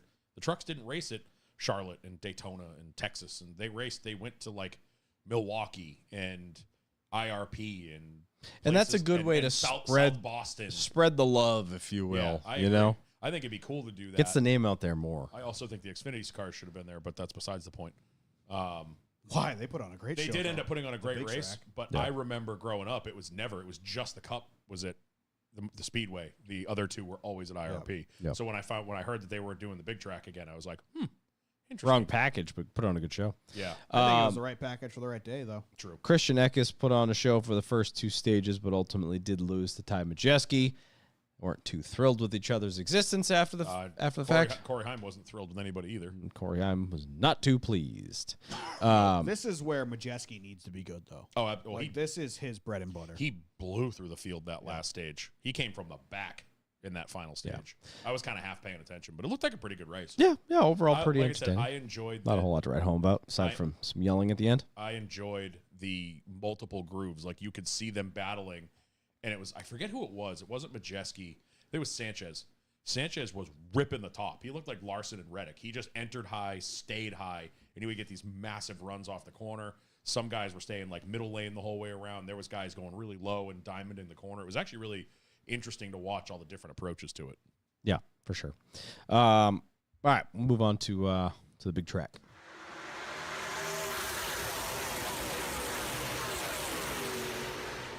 Also, before we get into that, we did forget the news of the IROC festival. Did anyone see anything about that? I wanted to go so bad. I wanted to, but I wasn't driving to Lime Rock. I just knew the on-track stuff would be lame as hell. They didn't but like race, I wanted they- to walk the garage Yeah, so bad. there was a shit ton of people there. Mike Joy was there. Greg Biffle, Boris Said. I saw. Did you see the Boris Said post? Yeah. So they've replayed the interview from like 14 years ago where he's like, I'm going to drive to Greg Biffle's house and kick his ass.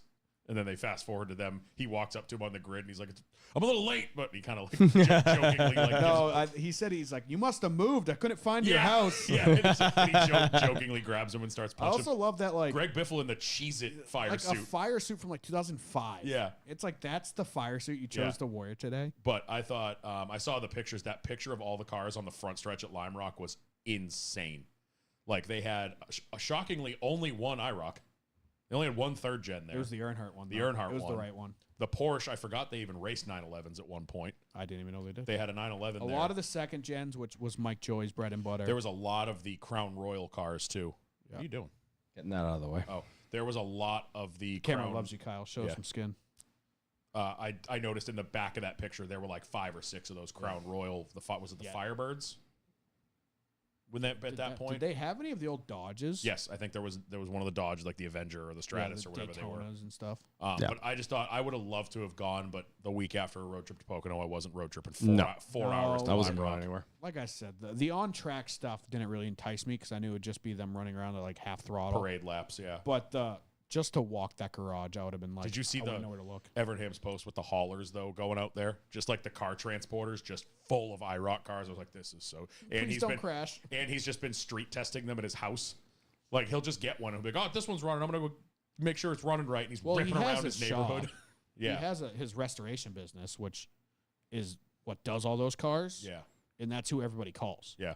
But he was ripping around his neighborhood with them. I'm like, Ray Evernham, never change. You're the man. It's the best. All right, Pennzoil 250 Xfinity race on the big track at Indianapolis. So we had choked down Xfinity cars. Yes. So they ran the intermediate aero package, but with the super speedway motor package. Yeah. And They could didn't tell- trust him enough. You could tell. I was watching practice, I think, and I'm like, are they running caution laps? Like, and then I was watching the race, and it made me so sad to go on board with mile-long straightaways, and they were turning like 6,000 RPM. Like, I'm like, these things should be screaming, and they're not. I did love, though, it got the correct optic with the runs they got. I agree. Where they got very IndyCar style runs with it would just build out of nowhere. It looked like you were watching the Indy 500 with the runs those guys get. Like, if and someone it just makes you realize how small Indy cars are. Yeah, if you got a good run off the corner and caught the draft right, you would blow by people in front of you. And then all of a sudden, oh crap, I have no drafting help. And Because then, even in the Xfinity cars, they go too wide in the straightaway. You're like, oh, that's not a big track. yeah, Like, that's pretty narrow. Yeah. And then like Indy cars, like they'd go 6 wide, they I go think. 4 wide, no problem. How about Almirola's spin? That was insane. The most graceful 7-time around spin that ever. was Bro, ridiculous. and the fact that no one hit him. No one hit him, and he didn't hit. Well, the Austin wall. Hill started the party, but He other than that, He tapped the wall. He brushed the wall with the quarter panel. Barely. I mean, extra breathed. 10 points if he was in a drift event. Yeah, he breathed Clipping on zone. the wall, and then I mean that was in the middle of the pack. I thought he was getting smoked, and I'm like, how did? in a blind Those- corner. Yeah. nobody hit him. With the amount of smoke that was billowing out of that Yeah. thing when he That's started honestly- to spin. That's where all of the scary IndyCar wrecks are, in between 1 and 2. Yep. That's like Calamity Corner in IndyCar. Yeah. So the fact that everyone got around him, shouts to all the spotters out there. And I know you posted it, different race, but on the opposite end of the spectrum, how about those ARCA brakes? Oh, Jesus Jesus. Christ. 45 seconds later, Leroy Jenkins. I mean, I was watching it. I didn't see it happen, but you posted it, and I'm like, what's he talking about, ARCA brakes? And I see who was it? Was it Breidinger spun? Yeah. And I'm like, oh, she spun. Tick tock, tick tock. What is he doing? Smash. Got them K&M brakes in that boss. Like, what the hell? Would you only have one rotor working? The Like, first comment was like, don't say it, don't say it, don't say it. And then the first person that commented on that was like, ARCA brakes. I had to explain to my Brutal. dad recently what ARCA brakes are, and he was like, They don't exist. oh, yeah, that makes sense. Yeah. Yep. That's it. Yeah. Eric Amarola gets out of that real lucky. But yeah, Riley Herbst does take the first stage. We had a nice 1-lap shootout to end the second stage, which was pretty cool. But how about that battle towards the end there, huh? That last Holy shit. that run with who was it? Was the three of them? It was Herbst, Custer, and Almirola. Yeah. was in. I mean, that one time when they're like, Well, before we get to that, Sieg playing the strategy. oh yeah, Props to him for getting a stage yes, win. yes, that but car yes, carry on. is, I think they said, fully prepared by Stuart Haas now. really Sieg's car. They said he's in a legit Stuart Haas car shit. these past couple weeks. showed the speed. But yeah, that I mean, I don't even remember how many laps it was. Was it like the last 10 laps? Yeah. With first, Yeah, it was pretty it much. was- 15 or so, I it was think. Herbst and Custer. But then that one time when Herbst finally gets alongside Custer and Almirola looks like he shot out of a cannon. Yeah, Just Almirola was blows just by them. staying like half a second behind Herbst that entire time. Custer got out and pretty much said that the lead car, you're just killing your tires. Oh Yeah. And he said because he was in the lead, he killed his right rear that entire run, which gave Herbst the opportunity. But Herbst, I mean, How about the save by That- Herbst, that- too? So Dude, Norm said The it perfectly. broadcast didn't give No. it the right angle. Norm said it perfectly because it's exactly what I thought when they had was that from the It was Pagoda kind of like or a- from the blimp? Pagoda blip. It was a high up cam, And it was between three and angled. It was a four. pagoda on the blimp. And it was like an Oh, angle. really? Yeah. If you looked at it, the track wasn't straight. It was like angled. So Herbst dives in on Almirola, and I'm like, my stomach dropped because I'm like, he's fucking sideways. And I'm like, maybe it was just a weird camera angle. And then 20 minutes later, they show that head-on shot, and I was like, holy fuck, he was 45 degrees to the... And he kept momentum. What? I mean, that was ridiculous. Well- How? Almirola missed the corner. Yes. Herbst was straight drifting, Yeah. and Custer's just like, give me this, give me Oh, this. Custer 'Cause saw it coming. He yeah. just shot right to the back of him. He ended up getting by Almirola, Almirola at the yeah. line, and I think he was like, he had like a fender on the 98's quarter panel. I was did. like, dude, that was almost like the dream run for him right there. But Herbst, I mean, he earned that. Yes. He was lightning fast all day. I think Custer was the car to beat, but Herbst had him on the long I runs. think Herbst was the faster car all Yeah. day. Yeah. I think it. I mean- You switch those two spots, and I think the exact same thing would have happened. I think Custer would have caught Herbst because of what the disadvantage of being the lead car was. Yeah. But I mean, those two. I mean, cars, Herbst, I they, mean, just they were both up front all yeah, damn just day. shout out to Yeah. Almirola for even being in that conversation. 'cause That's what this blew was me like away. Talladega 2017 or 18 when Stuart Haas just beat everybody by 4 seconds. But that blew my mind with Almirola because he spun. That, 30 laps and prior. I'm like, oh, he's done. And then it was 15 to go. They kind of pan back through the field, and he's in like fourth. I'm like, where the hell did he come from? Yeah. Probably just had better tires. Yeah. That was honestly such a good race. Oh, I mean, dude, it was so good. choked down horsepower and all, but like Norm said, I think it accomplished what they wanted. Banger of a finish. They accomplished what they wanted with it wasn't pack racing, but it gave you those runs, like you said, like an IndyCar gets, or you would see with the old Gen 4s at like Talladega and shit. They were runs, but they weren't like the crazy runs that we were getting. You know with who the- else probably loved that package? Riley Herbst. Because if he didn't have that giant ass wing on the back of that thing, he probably wasn't saving it in 4. They didn't have a giant wing. They were I little thought they wings. had the super speedway No, wings. they had super speedway Motors. intermediate aero. Oh, okay. I still don't know how. What a he weird saved it. combo. I still Yeah. don't know how he. So it was like a low horsepower, low drag package, Yeah. which was back in the day. It was high horsepower, low drag, or low horsepower, high drag. Yeah. We had low. It was weird, but that I watched that replay a couple times of him. Just he he was dead. He was spun. He was out. He was done. Yeah. Nice. He put on a show, and Kudos. yeah, Yep. And he so, earned, like Norm said, he earned that a lot 1,000%. of people are. I've seen the line. Well, that locks up 23-11 multiple times. Since Yeah. that. And lost in all of this is the biggest mover of the day, Mr. Shane Van Gisbergen, starting 23rd, bringing it home 4th. He was hanging out in the top 5. I mean, I didn't watch this whole race. I flipped it on, I think, the last stage, and I was like, what's he doing up there? And he just hung out up there the whole race. Yeah, not in the first stage, but second stage he finished 7th, and then obviously finished 4th. So 37 points on the day. That's not half bad. He's got to stack the points because as soon as the playoffs start, I mean, he's leading the points right now, because he has 3 wins. But he's going to need all the points he can get because there's only one road course. Yeah. You know? But the good thing is they will be going He back needs to some stage tracks. wins, too. They will be going He back has to them. some. He has the most bonus points out of anybody because he has 2 or 3 stage wins as well. At the road course. Yeah, he's got 17. Yeah. All guys got 16. Yep. Yep. Yeah. So, all guys. I mean, is just at stacked this point, stages. though, having 17 additional points, as long as he's halfway decent, he's probably through the first round. I think so. Yeah. Yep. Like, because other people that are in the playoffs right now, we're looking at let's look at the cut line here. So, oh no, that doesn't sound right. Why is the 20 listed as? That's weird. Are you looking at owner points? No, the app is Their app is not good. not working the way it should be. But anyway, he'll be all right. I'm excited to see him at Watkins Glen because Watkins Glen is a fun-ass track. Well, and like- I think he's going to have a Yeah, blast there. and like you were going to say, going to places for the second time is going to help him a lot. I mean, think so. we've talked about it on here multiple times how fast that man learns. He just put on Look at him a at- show at fucking Indy. Look at him at Darlington, one of the toughest tracks we go to. What did he finish? Like, was it a top 10 or was it just outside the I think top it was 10? just- Just out. But like I said for last Pocono, he was in the top 10 too, and For a until rookie- Sam Mayer happened. For a rookie to go to Darlington, which is widely regarded as one No of the practice. hardest oval. Yeah, no practice. One of the hardest ovals we go to have almost a top 10 your first time there. I want to see what he does the second time. Yeah, like 'Cause I now said, he knows what to expect. like He's I a said problem. last week with He is a Pocono, problem. I love Pocono it. was one of the few ovals. Stop, you'll live, bitch. All right, you got Seeing through clouds over millennial there. lungs, dude. You're good. All right, we've been through some shit. 420 Blazer. We drank out of the hose when we were kids. All right, we can't be killed. Well, he didn't. He had Voss It's water. true. He had It was a Voss. hose. He had He had that. sparkling water coming out the hose. He had that. There's a big Rich, vat on the roof. He had that Richie Rich fountain in his hallway with Kool-Aid in it. Yeah.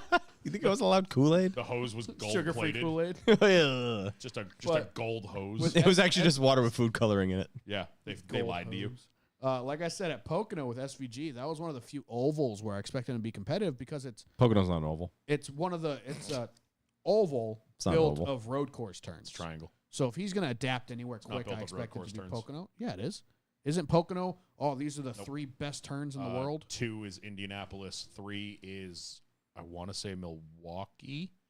And 1 is some track that doesn't exist anymore. They were talking about it on MRN at Pocono.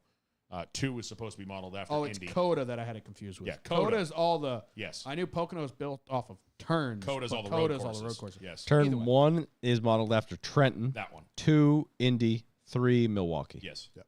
But Pocono and Indy, I think, are his 2 best chances at ovals Yes. because of the style they are. They're more road course than flatness. oval Yep. built tracks. Obviously, going to a Charlotte, Thank you, where John. rhythm is your whole thing, and I- going to these other tracks where rhythm is everything. Where Yeah. he can go to these kind of tracks where you can break up the track. I think that's better for him. Yeah. Thank you, John. I had 2 of the 3 right. I just couldn't remember the name on the first one. Trenton. Yeah. Yeah. It's an absolutely fantastic show. Shall we head to Sunday? I guess. I We just skip guess. to the end. I'm still saving fuel.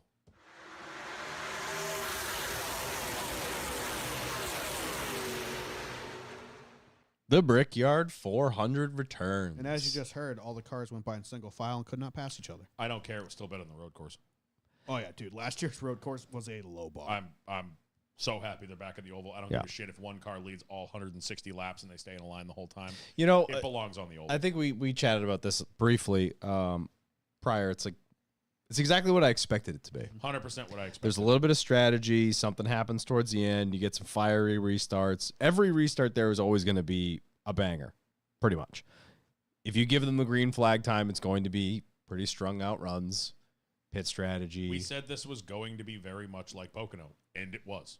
If anything, I think it was the better only than both. problem is they're back to back. They probably Yes. shouldn't have been back to back Someone- because they oddly race very similar. Gluck said that, or Bianchi, one of them on the teardown, was Yeah. like, that was the biggest problem is if you have a fringe fan watching these two races, they're going to be like, what the hell? Like, you needed something to break the, there should have been, scheduling wise, like, I don't know, a Kansas in the middle, or you know what I mean? Something like that in the middle between them. But back-to-back races of almost the exact same thing was kind of rough. But I think I fully expected this kind of race, I but the did. Xfinity race kind of amped up my excitement a little bit. I knew Because these- of the runs in the Xfinity race, it gave me hope for the Cup race, yeah. and it just didn't come to fruition. I Well, that knew- was your own problem for Yeah, getting hopes, right. thinking that Cup could be anything like Xfinity. I- Right, but just the runs that Yeah. the Xfinity cars could build, I was like, I think the Cup cars It- can be able to do that. It was exactly what I expected. I actually think I was pleasantly surprised. It was better than I expected. Not because of the passing, because there wasn't any, but Except for Larson for some reason. well, that was because everyone was running around at 60% throttle and he was not. God, dude, he's God. Yeah, no, he was basically like, I don't have to save fuel, y'all do. I'm gonna pass all of you, which was sick to watch because some of those moves he made at the end, I loved that late dive. Yeah. Well, it reminded me of watching IndyCar, like watching the Indy 500. It's almost like he drove those on that Yeah, track and that's what learned it felt something. like. That's what it felt like. He was literally like drafting the entire straightaway, and then at the last second, he would just leave you no room. Like, I'm going. I mean, Blaney blocked him a couple times, but Yeah. so I thought that was cool. But Yeah, he kind of got stalemated behind Blaney for a I while. loved how this whole race, it turned into a strategy race, but it wasn't like some of the other strategy races we've watched where there's really only two strategies. At one point we had like 6 groups of cars on different strategies, and it was Yeah. like you got to the end and it's like This okay, person's the best of he this might- strategy. He might make it. He definitely can make it. He definitely can't make it. If he saves enough, he can make it. All right, he's on that strategy where he can kind of make it, but he needs to save. Those two cars that are in 15th can make it, and they're hauling the mail, trying to cut through the field like that. I thought that was so. That last, I don't know, 30-lap run was awesome until my recording stopped. Oh, you were victim by the USA So- switch. So the switch at the start of the race, we were at the mall running some errands before our trip, and I saw everybody in Discord talking about how the pre-race got moved to USA, and I was like, son of a bitch, I'm recording NBC.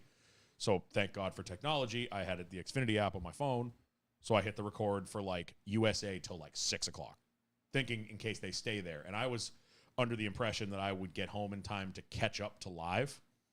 It didn't happen. I only started an hour late. I started watching it at 3:30. By the end of the race, I was still like 20 minutes behind. I was pissed. I was like, how did I not catch up? I fast-forwarded through everything. So whatever. So then they switch over to NBC. I switch to my NBC recording. I'm watching it. Everything's going great. The broadcast goes black for a minute and a half. That fucked me all up. Oh, yeah, that screwed me up. I thought my recording shit I was the bed. yelling at my TV. I thought the recording shit the bed, and then it came back. So I was like, oh, cool, I get to watch the end of the race. Nope, made it to the red flag. And then when they switched back to USA at 6 o'clock, precisely where I had stopped recording USA, sick. So I did not get to watch the final restart. I watched replays.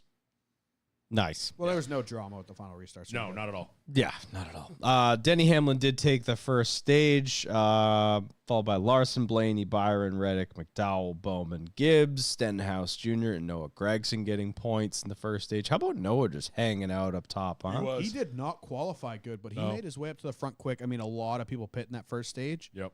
but he just kind of stayed.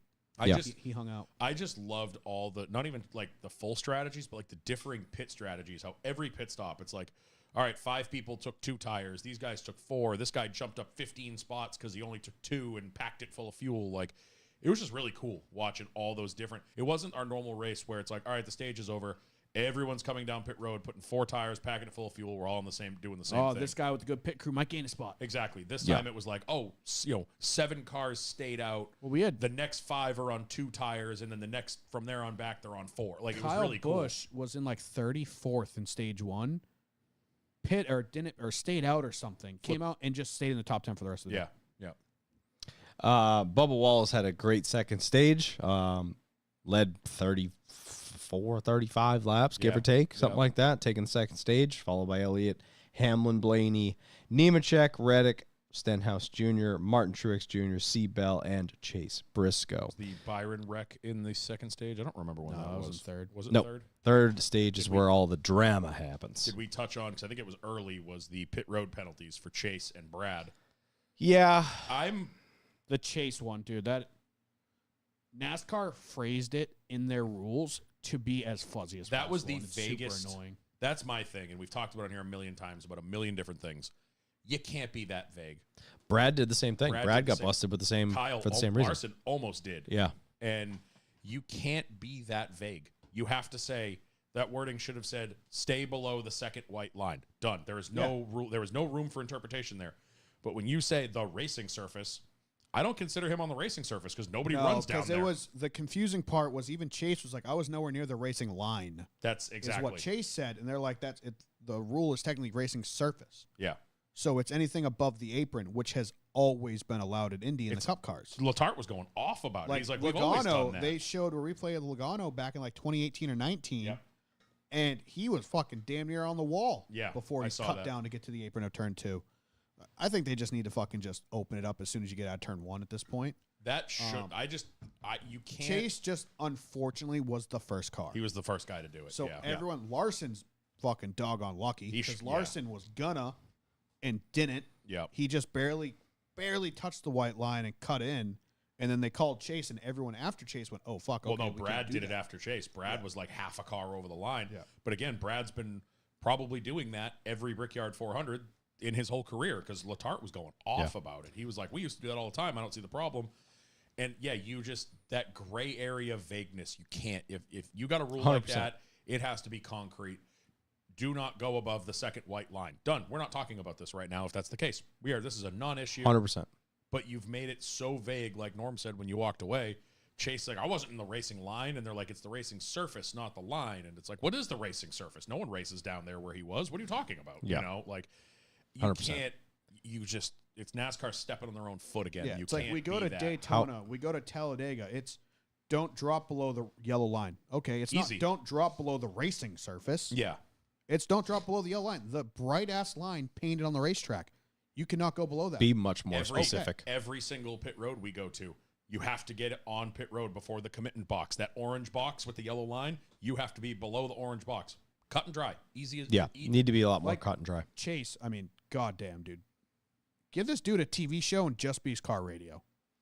Because Chase is so fiery on the radio. That's what I and said then he gets out of the car and he's like, oh, fuck, I said it to my Kyle guys. because I was watching the uncensored version of his radio, and there was more than what TV played. He went off for a long time. I screenshotted a quote from Twitter and posted on Discord, and I was like, who is this? Yeah, and I'm like, Because this it's is how not you Chase get Chase Elliott. to have a personality is piss him off. But these guys like Chase, I'm sure Brad is the same way because Brad is an extremely calculated guy. Yep. Chase, like, I've been studying this since Thursday when they gave us these rules. Yep. And I planned for this exact situation, and I did it to a T, what they said I was allowed to do, and now I'm getting a penalty for it. Yeah. Yep. How about MTJ blaming Ross Chastain for getting Did into you it with see Larson? So, did you see what came out today? Shouts to, what is it, Basso, that Twitter account, Brasso? Oh, I don't know. Hold on, somebody posted it. I think, let me find it. But the guy that he goes through on Monday, Tuesday, and goes through all of the in-cars of things that happened, and he posts stuff, and we learn a lot when he does that. Like, this guy's a gem. If you don't follow him on Twitter, I'd have to go back. Oh, here it is. Basso488. He goes through everything. He posted Chastain's onboard from that restart, and what Truex, they think what he was talking about was they go into one after that restart, and Chastain just moves him. Like, just hits him, moves him up out of the way, and goes by him. And they think that maybe is what Truex was pissed about at the start. Well, I think it's also going down the backstretch. And that, too. When Larson, Truex is right behind Chastain, who's losing speed down the backstretch. You can tell they're next to Bowman, and Bowman's pulling away from Chastain. So Truex fades low to get underneath him, to beat him into 3, and Larson does the same thing below Truex. And at that time, Chastain just cuts low and doors Truex into Larson, which I think is what Truex was probably mad about because that kind of opens the door in Larson's mind. Yeah. As this guy just doored me down the backstretch, I'm going to door him into 3. So what he quoted the NBC tweet that he tweeted about. It said it was Truex's radio, and he said the one car just shoved me out of the way as usual, and that's what that video is. He just moved him. Yeah. And then But that's not why Truex wrecked. No, I think maybe NBC No, I think misinterpreted. Truex was pinching the hell out of Larson and caused Larson to kind of bump up the track a little Larson bit. He put him on the cement. Yeah, Larson, if you watch one of the angles of that replay, you can see Larson get out of shape. He was too low. He got a little loose. He didn't get super loose. He didn't wash up the track, but he wiggled. They made contact, and Truex was on the edge, and it just pushed him out. Yeah. But Truex was right on his door, as you're going to do, Yeah. because you need to be as close to the bottom as possible because there's no man's land up above you. Yep. And that's honestly just a racing deal is you're pinching the guy below you as low as you can go, and he's going to overstep or he's going to go too low and wash up into you. I thought if there was any controversy, it was the backstretch because they were all playing bumper cars in the backstretch. So some of the blocks in my opinion, started with Ross. Yes. Because Ross, I think, lost all his momentum down the backstretch, and those guys went low, and I think he was just attempting to pinch them as much as possible. He pushed and Truex. He kind of sandwiched all of them. He pushed Truex into Larson. Larson was damn near in the grass. Yeah. Yeah, I agree. Then we have the restart with Carson Hocevar going 3 wide. So you didn't even talk about the Byron wreck because that was before this. Was it before that? Yeah, that was like the first wreck of the day.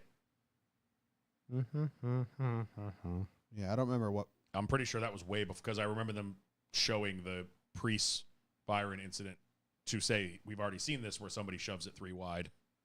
Oh, yeah, it was before that. So yeah, Priest earlier in the race, Priest shoves it 3 wide, which you have to do on a restart because you can't pass. And who was it? It was Harrison and Byron. They basically just both turned off of his nose in opposite directions and smashed into each other. I mean, it all started with Briscoe. Briscoe checked. lost the bottom, drove up in front of the 24, causing the 24 to lift off too, which then gave the 21, the 41 huge bursts of speed coming off the corner because the 24 had to lift. So it all starts with Briscoe just missing the bottom. He wasn't forced down there. He just overdrove it and missed the bottom. But yeah, Priest you have to go for the hole, but there wasn't really a hole. For like a split second until the 21's naturally fading up. There was a spot. He faded up thinking he was too wide. You got 2 options. You go for the hole and maintain your momentum, or you lift. You either risk getting run over or losing 75 spots. Exactly. Like we saw Corey later on in the race. Oh. You lose 1 spot, you lose 7. He overdrove turn 1 in like 6th place. In a lot of these instances, like including the Hocevar one, they're going for the hole that ends up closing up on them, whatever, but they don't really have a good choice. Yeah. It's like you're damned if you do, damned if you don't. If you don't go for that spot, you lose your momentum, you lose all those spots. If you do, you risk this happening. The Byron one, I wanted to say, I'm glad he hit Allmendinger. Because if he didn't hit Allmendinger, that was going to be a harder hit. He still hit a ton. He still hit a ton. Pushed him forward enough to avoid that opening. Yep.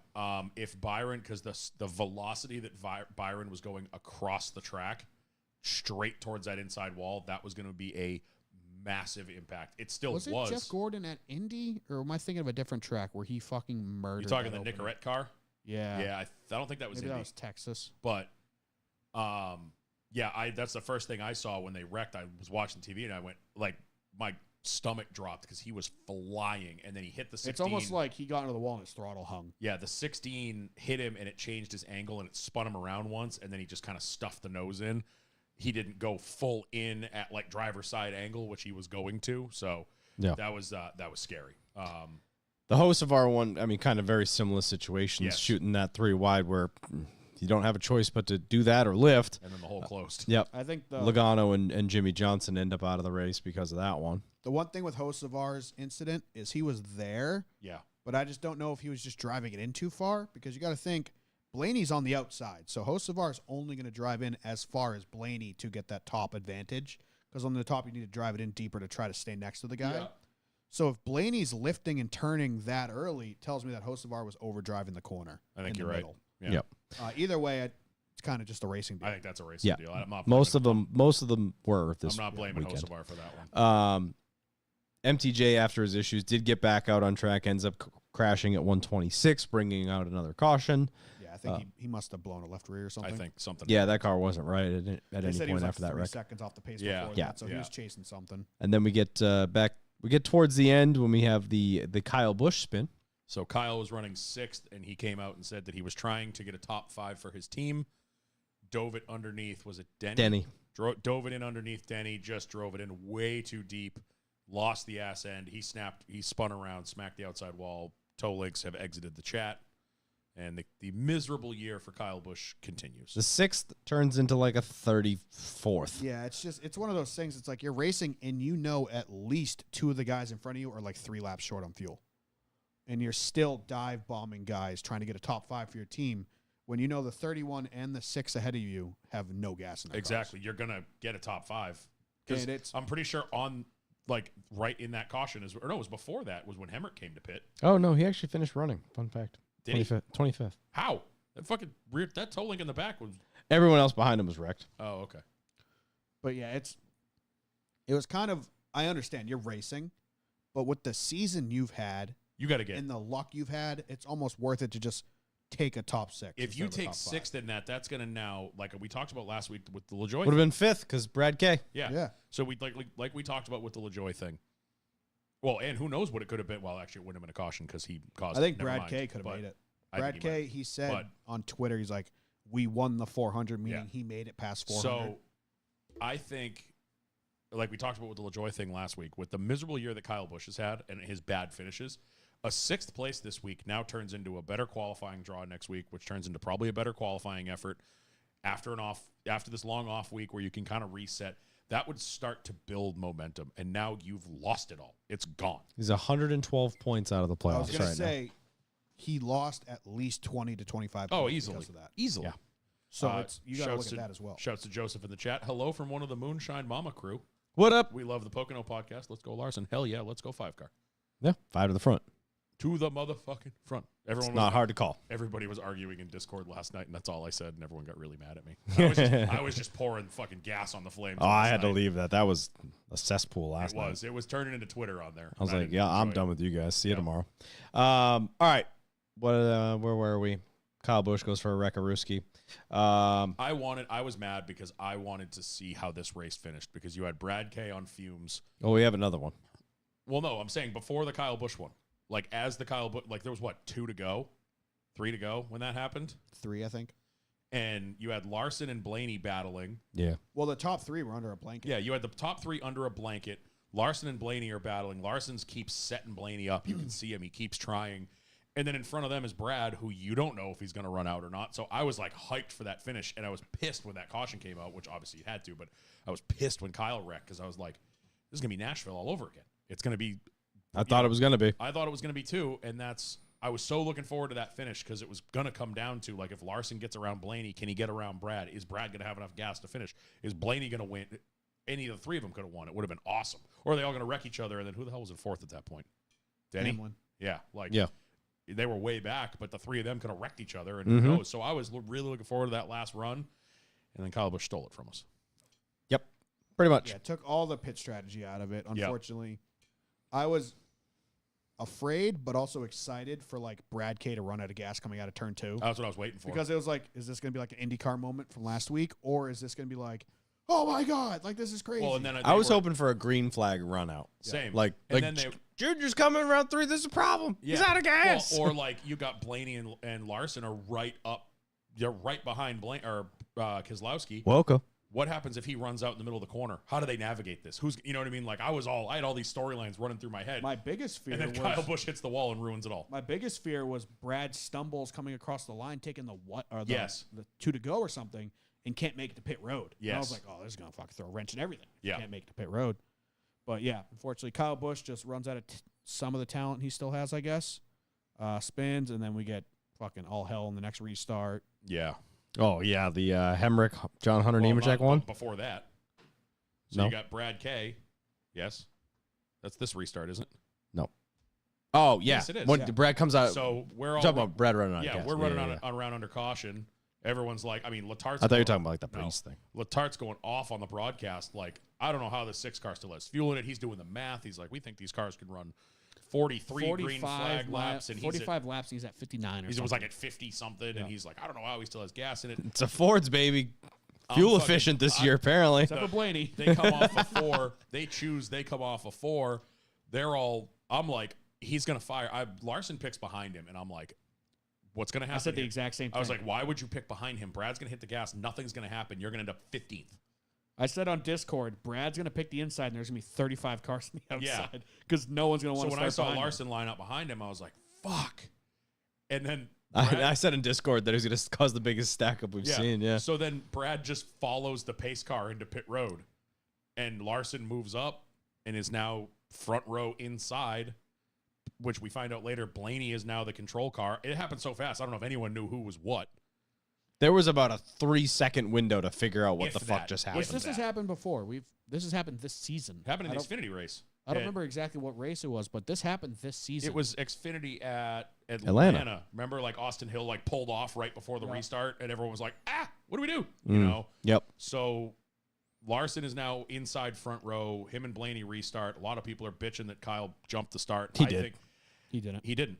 If you watch Blaney's onboard, they both fire at the same time, but why it looks like Larson jumps is because Gilliland shoves the shit out Oh, of him. does he? He hits him? Gilliland I haven't watched the replay. pile drives him, and then what happens? So that's leaving the restart Damn it, zone. Todd. That's leaving the restart zone. Larson noses ahead, so it looks like he jumps. But then you had Reddick and Bell behind Blaney. Bell hits Reddick. Reddick goes into Blaney. Blaney draws almost back even with him. Yeah, 'cause they were bumper to bumper coming across the line. It was just a really big push from the 38 in the restart zone. Got it. That pushed Larson ahead of Blaney. Well, you got to think it's an accordion because Brad just pulled off. So Larson now accelerates to get up next to the 12.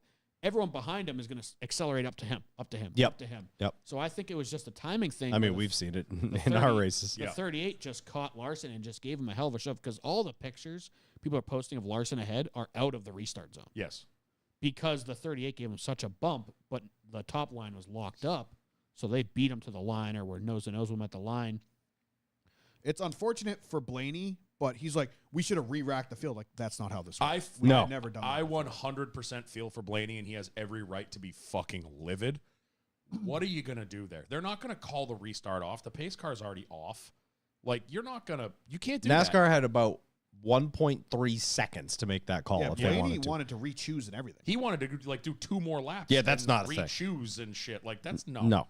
That's not how Because this works. and then if they did do that, how many other cars would have been dead in the water? Well, it would have been a nightmare. Exactly. That would have added 2 more laps. I mean, we would have I run mean, we into- did anyway, but you know what I mean. But we would have run into Was Nashville. it Talladega 2.0. this year when we had everyone stuttering across the line?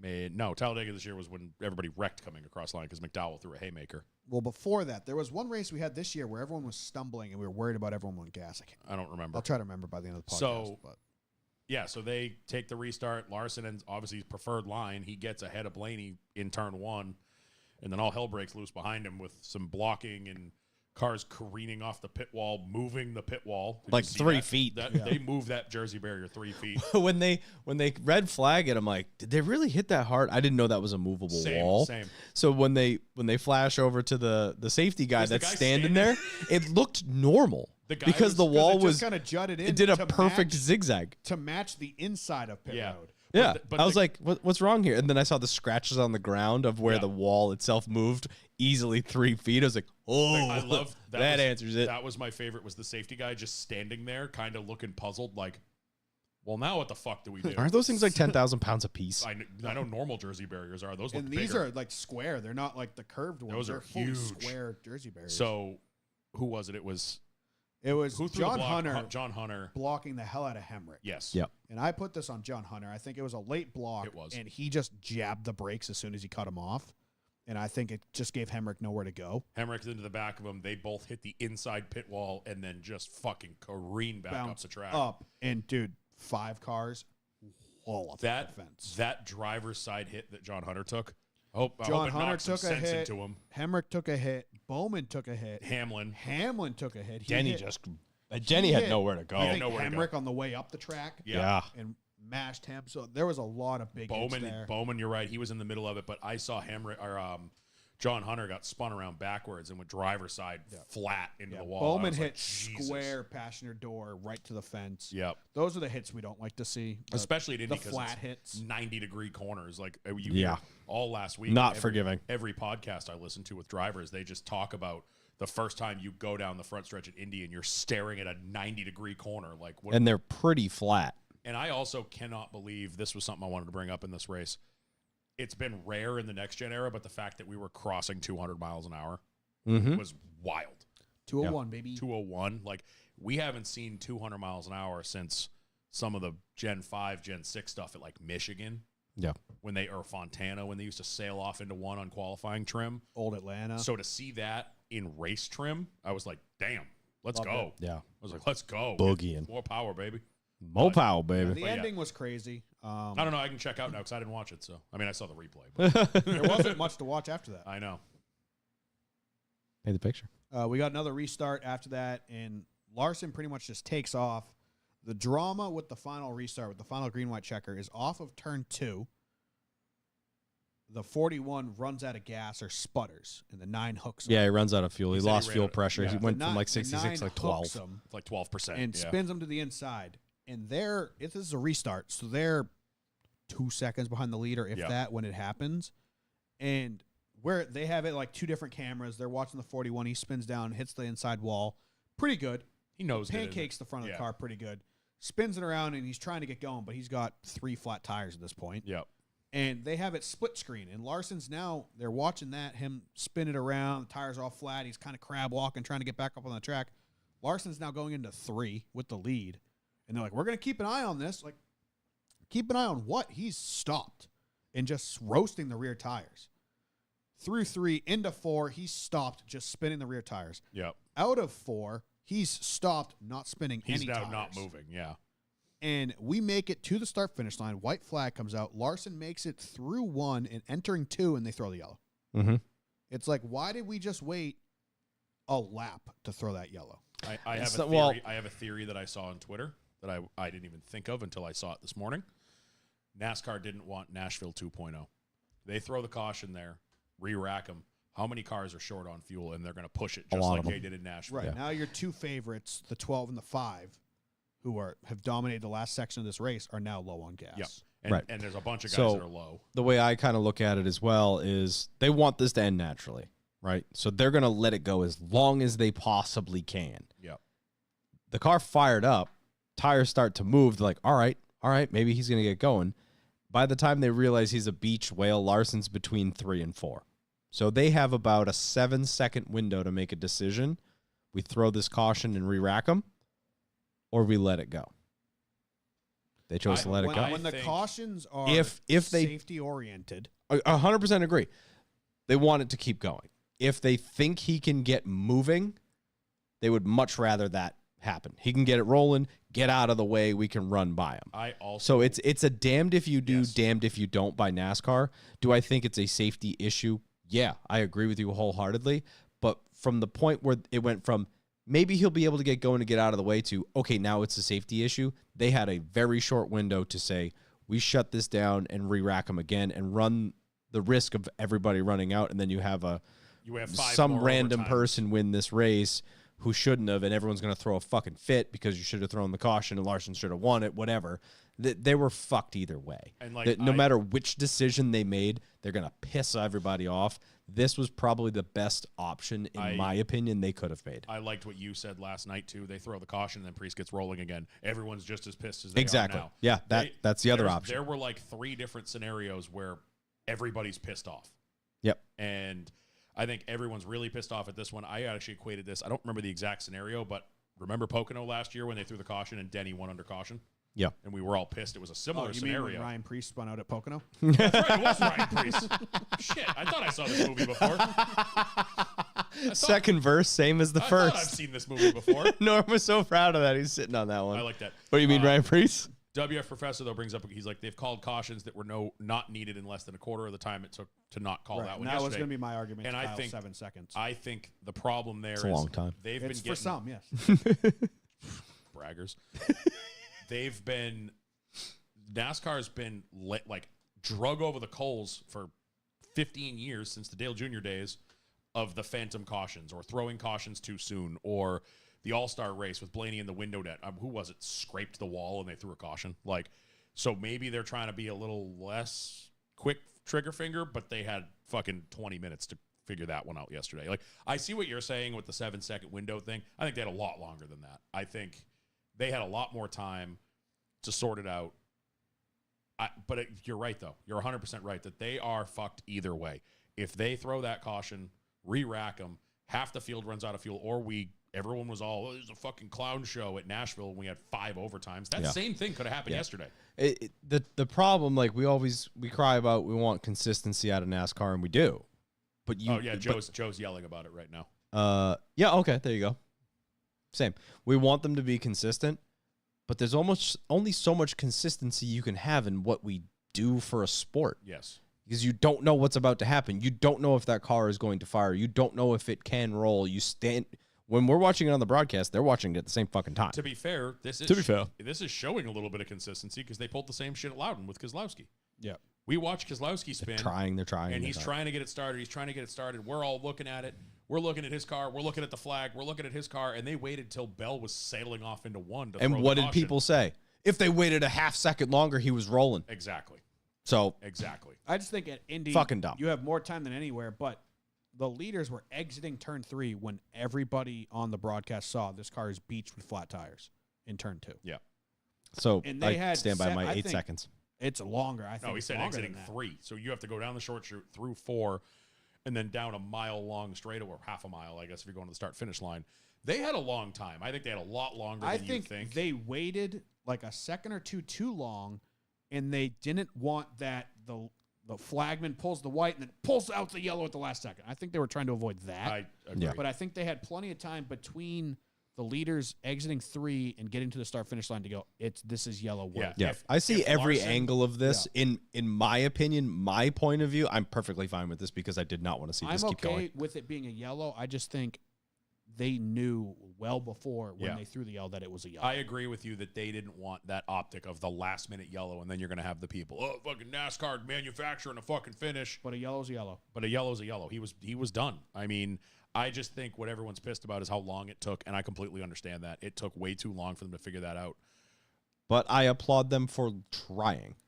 Yeah, they could have thrown it. It didn't work out. In the whole, like, Kyle tried. Larson's the golden boy thing, he was leading for 3 laps. It's not like he was side by side, and the second he knows he's ahead, they throw the yellow.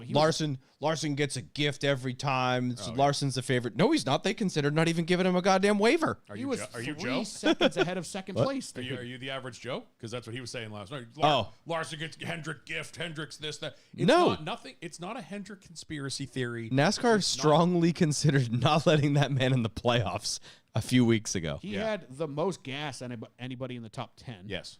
Him and Reddick. So worst case scenario, he starts on the front again if there's a yellow. It's the whole like gifting Larson a win thing is such bullshit. He was gonna Yeah. Joe. I'm giving you shit because I love you. He just said Larson was gonna win regardless, and it's true.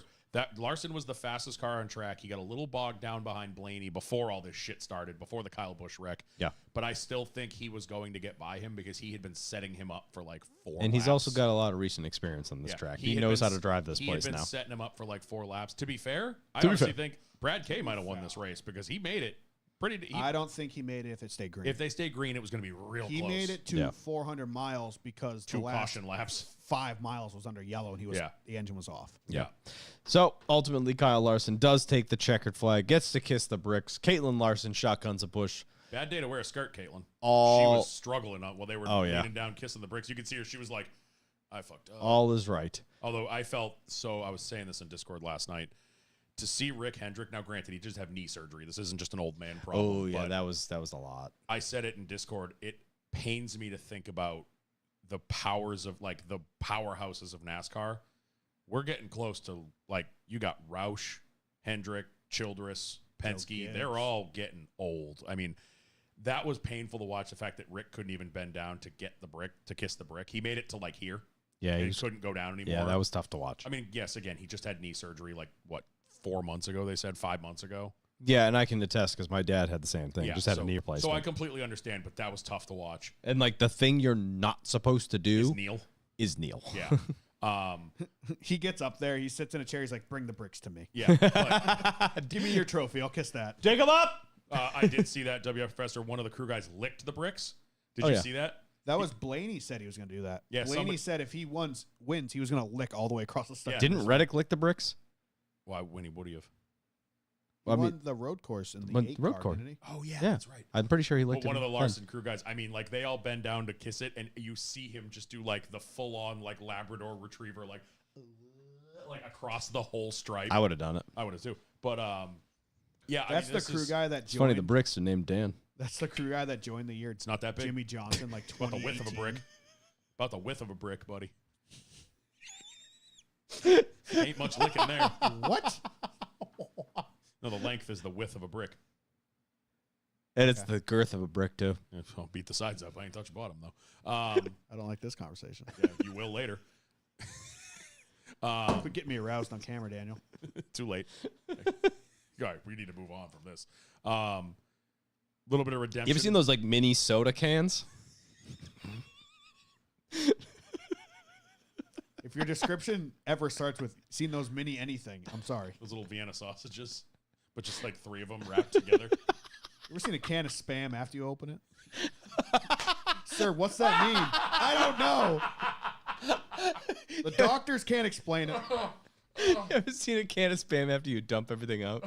It's all the things that you dump out I hate it here. in one piece. You ever seen how they make bologna? Want to?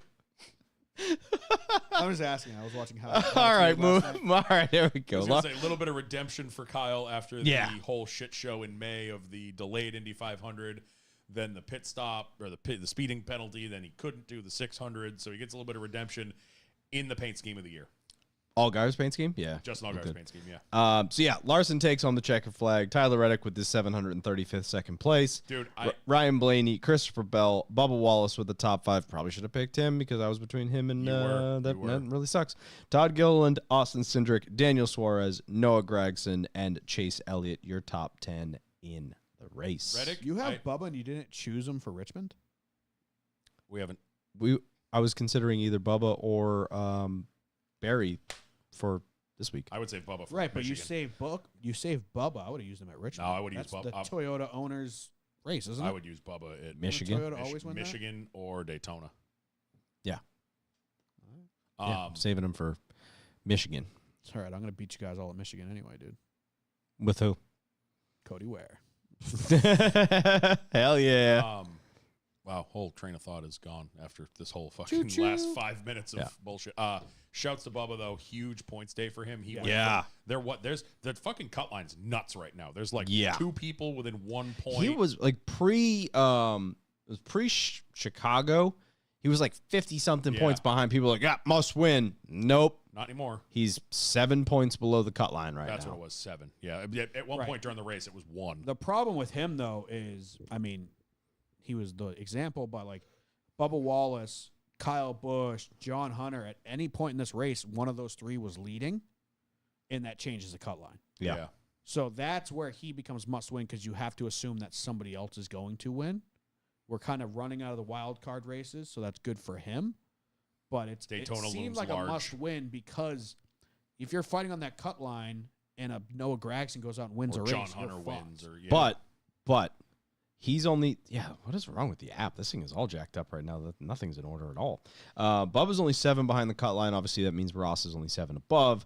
But above them, even if there is a bonus new winner, Buscher's only he's only 17 to the yeah, good. he's not very good. So those 3 are in swinging distance, and obviously with Ty Gibbs losing 2 engines seemingly row. in the past 2 weeks, his plus is almost cut in half. Wow. He was, I think, 80 He points was to the good, something very like that, give or take. he He's was only very plus solid. 42 now. Wow. Yeah, he was a couple weeks ago after Chicago, he was like very solidly in the playoffs and no one was worried. And MTJ's in good shape with like he's plus like 108. 108. Oh, yeah, 108. Yeah. So the conversation right now is Ty Gibbs is still got a good pad, but has not had 2 good weeks in a row.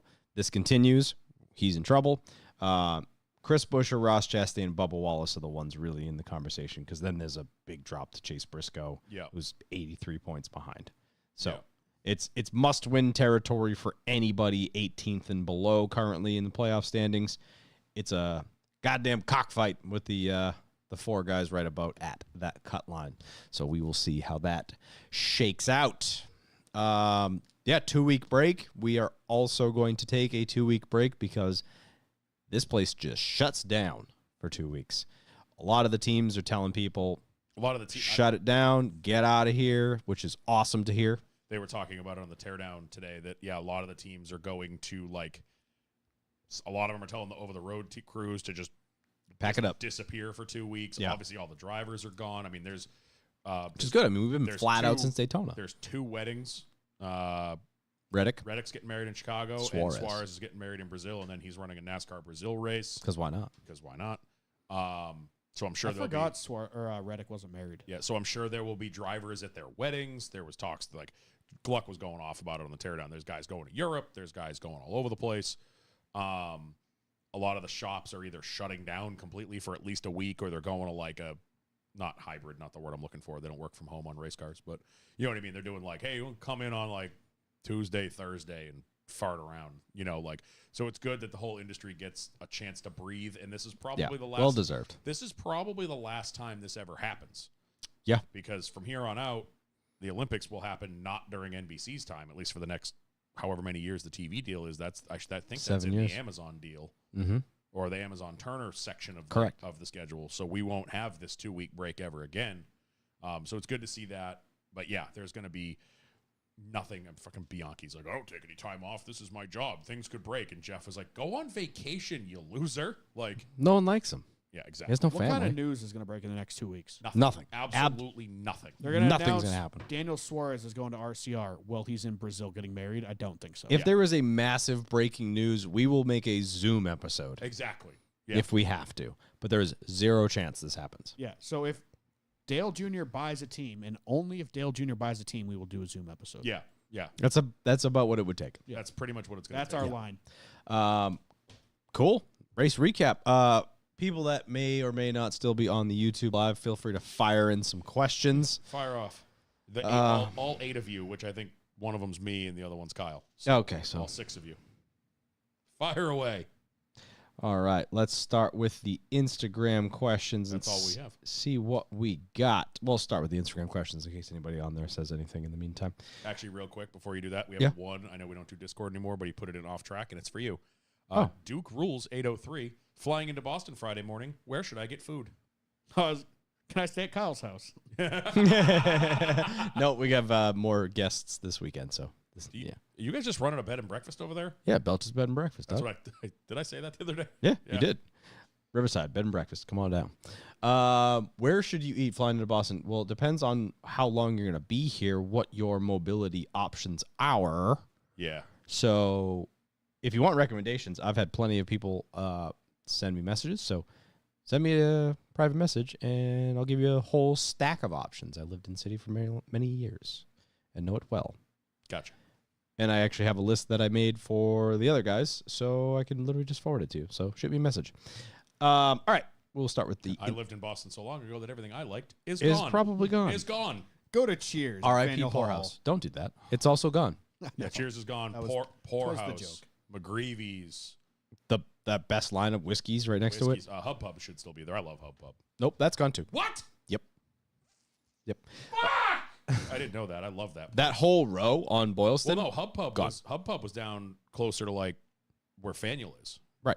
That's gone, really? Gone. Fuck. I think it's a bar taco now. I hate everything. It's awful. Jet Daily. That's fucking bullshit, and you know it, NASCAR. I love Spicy Ryan. I think Ryan is always spicy. True. So, The Hub Pub is still open, by the way. oh, it is We must be thinking of 2 different places. the one over by It's Beantown on Pub. Province Street. Yeah. I just looked it up. It says Hub Pub Boston open. And Oh, the picture I'm looking I'm at sorry. is the picture on Google I'm looking at is the bar I love. Oh. So, sorry. all right, I'm not mad anymore. Crisis averted. Carteropoli shouts to the old ladies watching Law and Order when it jump cut to Blaney screaming cuss words. Can we talk about that's now 2 funny Law and Order cuts? What was it when Logano won? When they cut right to Law and Order and we got the celebration. Logano standing on the roof and it's dun dun. The start of Law and Order. A couple weeks ago, whenever Logano won, I don't remember where that was, but Ronan H21 with the next pair. Ronan, I miss you. First one, I want to come back. You are. Baby, come back. You can blame it All on me. Dan. I said There was something, I miss him. everything I watched- about you. I sent him a reel last night of a very Irish man, and I was like, I feel like I'm talking to you, and I miss it. His second one is, don't miss that heat, though. Yeah, I'm sure he's feeling a little more comfortable where he's at. Yeah, he came here on the hottest week we had. He fucking he was Cooking. He was a trooper all weekend, but I could tell there were multiple times where he was questioning his life choices. Yeah. All right, Sam Valley 95 with a couple. How many races should be on the schedule? I think from 30 to 34 races. So we have 36 right now. 36. I think the industry itself could use a few more off weeks. Yeah. Like you hear about all the time the work shortages right now, how they can't hire anybody because the travel and the long. I mean, you're right. We've been going since Daytona. We haven't had an off week, right? Nope. Yeah, we've been going since February, every week. So I feel like they could maybe trim it a skosh, maybe build in like an off week. Like I remember growing up. I would almost like to see them condense it. You know? How? Are you talking midweek races again? Yeah. I mean, that was fun, but that's a lot. So? I think I just don't think you're going to get fans on a Wednesday afternoon No. race. I think that But that would be a good day to go to these tracks that have smaller seating. Yeah, true. places. I think that we need to go back to kind of how it was when we were growing up. Like I remember we never raced on Mother's Day. Mother's Day and Easter were like built-in off weekends because you never raced on Easter, you never raced on Mother's Day, raced on Father's Day, but not Mother's Day. So like 34. I think you build in an Easter and a Mother's Day off week. Should be and three then you off go- weeks. And then you go balls out the rest of the regular season, then maybe an off week before the playoffs. I think that would be more than acceptable. I don't work for NASCAR, and I don't know many people that do, so I'm not going to offend anybody I know. But I think we can go further into the winter and have more weeks during the year Problem off. is then you're fighting football. Right, but in my opinion, back in the day, we had such an off season because teams built cars from the ground up. Yeah. And you needed that off season to build a new batch of cars. We don't do that anymore. We don't build cars from the ground up. Right. So I Good think point. we could have a shorter off season and just kind of space out the regular season a little bit Maybe. more Yeah. and have a couple more floating I mean, weekends I even here and remember there back. off, holidays Christ, off. wasn't it the year Kurt Busch won? Wasn't that Homestead race like Thanksgiving weekend? Yeah. I seem to remember that for Yeah. some reason. I have this vivid memory of it being like Thanksgiving weekend when Kurt Busch won that first year. Or It's Thanksgiving weekend. what did I say? Thanksgiving. Oh, whatever. Forgot the S. You'll get the S later. What? His slippery snake. Slippery snake. I'm a snake. But the problem is the longer you push it into the fall, then you're dealing with college football, Yeah, football, and true. that's been known. They don't want to do that. But again, it's fucking TV making the rules, so I don't know. I just think that we've been going on this. I mean, we've been running this freaking industry ragged for years now with no off weeks, one off week a year. I think you could build in a couple off weeks, maybe. I mean, I'm fine with even 36 weeks. Just build in some off weeks. Yeah, agreed. Sam Valley 95. If Kyle left RCR, where could you see him going? Anywhere else, for the love of God. Retirement? Who? Kyle Busch? Yeah. I don't know if he's going to go. No, the other Kyle at RCR.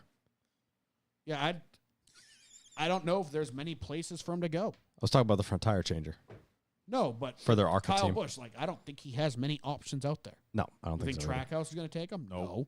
No. Spire, maybe. Not now. Colleague, Just to run their truck only. Colleague, I doubt that. Like Yeah. I don't think he would go there. I don't think there's ever. I don't gonna think be a Colleague can afford to pay him. seat- I don't No. think there will ever be a seat for him at Hendrick. I don't think there will ever be a seat for him at JGR. Nope. Roush, with their history, with Brad being the owner, I don't see him at Roush. No. So he's not. He doesn't have Rick Ware. He doesn't That'd be have a hell of Haas a- factory team in his options That would now. be the greatest though second driver announcement ever. So first we had the Richard Childress Kyle's going to hold my watch announcement, and then you have Brad Keselowski just come out on stage. You know who's an ass? My new driver. That'd be awesome. Yeah. That would actually be cool. I don't think there's better options. RCR is clearly broken. I think they can rebuild. They Yeah. have the capital to do We so. can rebuild it. I don't think there's a better option for him. I think it would be I think it is. Obviously, this year sucks, and it is probably the worst year we've seen him have maybe ever. Since probably like 2018 was that the year he almost didn't win. Yeah. He got lucky at the end That of was the the season. Texas triple rain delay. Yeah. Yeah, like that was If- 19. That was the year 19. before. When they do rebuild this team and become successful again, i.e., get someone better in that 3 car, and Kyle is still there, he is going to get so much praise for turning this around because Yes. they have hit rock bottom, and I think this is it. Yep, I agree. And when that ship turns around, who are they giving all of the credit to? Probably him. Right. The problem is when we see other drivers do stuff like that, they seem to be more impactful in the team. Where Kyle Busch is like dogging his team left and right, and it's like, well, that's clearly not the guy rebuilding the team. Yeah, He's but coming out, going, "We suck too," and this and that. And, I'll go to this team. I'll go to this team. It's like that's not the guy trying to fix his team. That's the guy bitching that they're not fixing it for him. That's also Kyle Busch, though. Right. Kyle Busch with the microphone in his face is not Kyle Busch. Right. I don't With his kids. think the grass is greener for Kyle Busch right now. I think he needs to cement himself in RCR and do what we're saying. He Exactly. needs to contribute to the team and help it get I better. agree. Yeah. Sam Valley 95. What's your favorite NASCAR victory tradition? Like we talking victory celebration or Yeah, I think trophy Kissing or the Bricks victory is lane. good. Kissing the bricks is awesome. Carl Edwards backflip. Those always worried me because I was waiting for the one. That Oh, went that right. he like I The- was it waiting was for too the banked, one you that didn't went know it. wrong. A truck race or something. He did it and landed in the grass and slipped. Yeah, I was And always. I think everyone's hearts collectively stopped. always waiting for the one that went wrong. Hemrick also does it, but we've never seen him win. I've seen it before. once. Yep. Seen it one time ever. No, Hemrick did it. Yeah, he did it once. Corey LaJoy, who knows? He might have a great victory lane celebration. Noah puking in the wall. the Noah puke. Obviously reminded of it multiple times this weekend, but Tony's John fence Hunter. climb. John Hunter getting tackled by Cole Custer is my favorite victory lane Yes. celebration. The greatest The is SVG camera drift. Angle. The camera angle of that is still my favorite because John Hunter like looks over his shoulder and you can see him like the wheels turning like, oh fuck, boom! And he just like turns his Madden controller on. It's like, how do I juke? How do I juke? How do I juke? Yeah. 2311 driver throwing fits. Yep. 23, or not 20. Tony Stewart climbing the fence was always one of my favorites. Did you see the thing they did? Start of the race, they had Jeff, Tony, and Jimmy like talking about the Brickyard. Like they're, I don't know if it was pre-recorded or from 20 years ago with 'Cause Tony. I don't think Tony was there. Oh, wait. I said throwing fits. I was talking about both Bubba and Reddick. Yes, I know. Did Reddick throw a fit this week? I don't think so. Was he miserable? Like I didn't notice. jump off a bridge like he Wasn't usually I is? don't even remember his interview. I I don't just think the remember. interview- I just saw Hear his one. Twitter post. Joe, the melons. Oh my God. Of course it is. You're making me hate Chastain. You know which I one- Like you know which Chastain, one but I you hate? are making me hate Chastain. I hate the taco one. I don't like I it. hate it. It's so I bad. get it. It's I so get it. cheesy. It's cheesy. It's the SVG rugby ball kick is awesome. The melon smash is great, but the taco feels forced. piñata, It feels forced. It feels borderline like racist. Like, here's a Mexican taco, guy. Mexo boy. The Mexican guy won. We're gonna have him smash a All taco. right, Flores. Next race, we're gonna have you put on a red cape and a Mexican wrestling mask, and then you're gonna smash this taco on a table. Also, you ready? we have a boombox and the Mexican hat dance is gonna be playing. Yeah, that's just He just gets out of the car. there's something about it that it's like, oh god, that's No, you're right. Like I said, Tony. he climbed- loves it. So whatever. Let the climb the fence. I Yeah. loved Tony's words about climbing the fence. He said when he won the Brickyard the first time, he climbed the fence and he's like, I didn't care if I fell off that fence. I was so excited. Like that was awesome. And I'll never Yeah. forget. Was it Daytona where he won one year and he climbed all the way up to the flag stand and that was like Fat Tony. Mm-hmm. And everyone was like, oh god, oh god, this could Well, go he bad. started it at Indy, I think. He did. His first Indy win. Well, it was a tribute to 04 or Elio. whatever. I think Elio Right, does but it the was fence climb. it was all his people were in that Yes. corner of the track. I remember Yeah. there was some celebrities posted videos like Tony invited me to his home race and he climbed the fence 5 feet in front. I think it was like all the West Coast custom. But I guys or remember something when like he that. climbed the fence at Daytona into the flag stand, and we were all like, "Tony, that's Tony, too high, too high." Yeah. Not a victory lane celebration, but Brendan Gaughan like perfectly like aerial flipping out of the back of one of the trucks for the driver intros. Yes, yep. Oh yeah. was I beautiful. do love. There's a lot of good I ones. do love the kissing of the bricks, though. That is such a cool, like, and now they've also added the whole because Indy 500 they have the hole in the fence. Did you see like Hendrick, Gordon, and Larson were out there like mingling with the fans after the brick kissing? That's cool. Like they shuffled old man Hendrick through the hole in the fence. That's sick. They got out like the whole saw and they were just like cutting the fence. Yeah, like they did out here. Sam tries his best. Got an extra pin from the Brickyard if any of you guys want it. Yes. Kyle, you didn't go to that one though. That's gonna I be don't stolen care. valor for Kyle. Yeah, stolen a valor. gift. Stolen valor. It is stolen valor. I have a pin collection. Hit up Kyle. He wants it. L98 Jake. Wild how much smaller the track looks with a cup car versus an Indy car. It is. It's Yeah, crazy. no. I said mentioned it with the Xfinity cars. It's even smaller with the cup cars. We've them now- them boys is thick. We've now joked about it the last, at Loudon and Pocono, the two races we've been in the garage for this year, that like these cars look wide on TV and then you see them in front of you and it's like, holy shit, they are thick. Wide. They are. And they're What's they're always low. They're so that's low. what I was gonna say is the width to height ratio of Yes. how wide they are and how low they are. Like the greenhouse is a lot flatter than you think. It is. It is. I think that the Garage 56 car skewed a lot of our opinions because I remember when these first came out, I was like, these things look fucking aggressive. And then the Garage 56 car comes out. We see all the pictures and how much of a behemoth it is. Yeah. That you forget how freaking small these cars actually are. But now you think about how small an Indy car looks, because you're right. They go down the backstretch 3-4 wide. We were doing that yesterday, but there wasn't much room. There was, who was it? Yes, was it Stenhouse got down and hit a bump by the grass, and you could see all the smoke and grass. AJ. It was AJ did it. It was AJ, yeah. Downriver Diecast with a couple boys. What we got planned for the next couple NASCAR free weekends? Dan is I'm going abroad. leaving the country. I'm going to Germany next weekend. And then No the weekend- NASCAR. I'm out of this country. Yeah, maybe I'll run into somebody. Some guys are going to Europe. Maybe. He's going to watch an F1 race. Who do you think is the biggest T Swift fan? Well, you know, Larson brought his daughter. What was it? I think it was one of the London shows, maybe, or like there was one of the podcasts, or Corey talked about it, that Larson brought his daughter there, and I guess Ryan Flores was like, "Yeah, I don't have Kyle." Like, I guess his daughter was like, "Oh, could we go?" And he's like, "I don't have Kyle Larson money." Yeah. Like, who's the biggest Swiftie in the garage? In the garage? Yeah. Just drivers. Brad Keselowski, I bet. he's got daughters. BK. I bet Brad Keselowski listens to that with no shame. Probably, because, his daughters probably listened to it, and then he was like, Brennan Poole. I was going to say Brennan Poole, actually. maybe. He was on That's my why he list. dyed his hair blonde. Leland Honeyman. Although, Honey Money, dude? yeah, we forgot about this. We did not know that Leland Honeyman's name rail says Honey Money on it, and he is now my, almost new favorite driver. It's fucking When I fantastic. saut that, I died. The problem is I couldn't pull him out of a lineup. Spinelli, Joe, Logano 100%. My guy's 10 of 10 sings it in the car. Yeah, he does. Joey Logano, I don't think plays music in the car. I bet you, because Hamlin's got daughters, I bet you Hamlin is forced to listen to it and just stews the whole time because Yeah, she probably. has more money than him. Oh, yeah. But they're friends because he's famous. Oh, of course. Probably sent her a pair of Jordans. What is your favorite thing in your NASCAR collection? Oh, no. Wow. I have a signed Michael Waltrip shirt I got in 05. I don't know. My first diecast. Which is?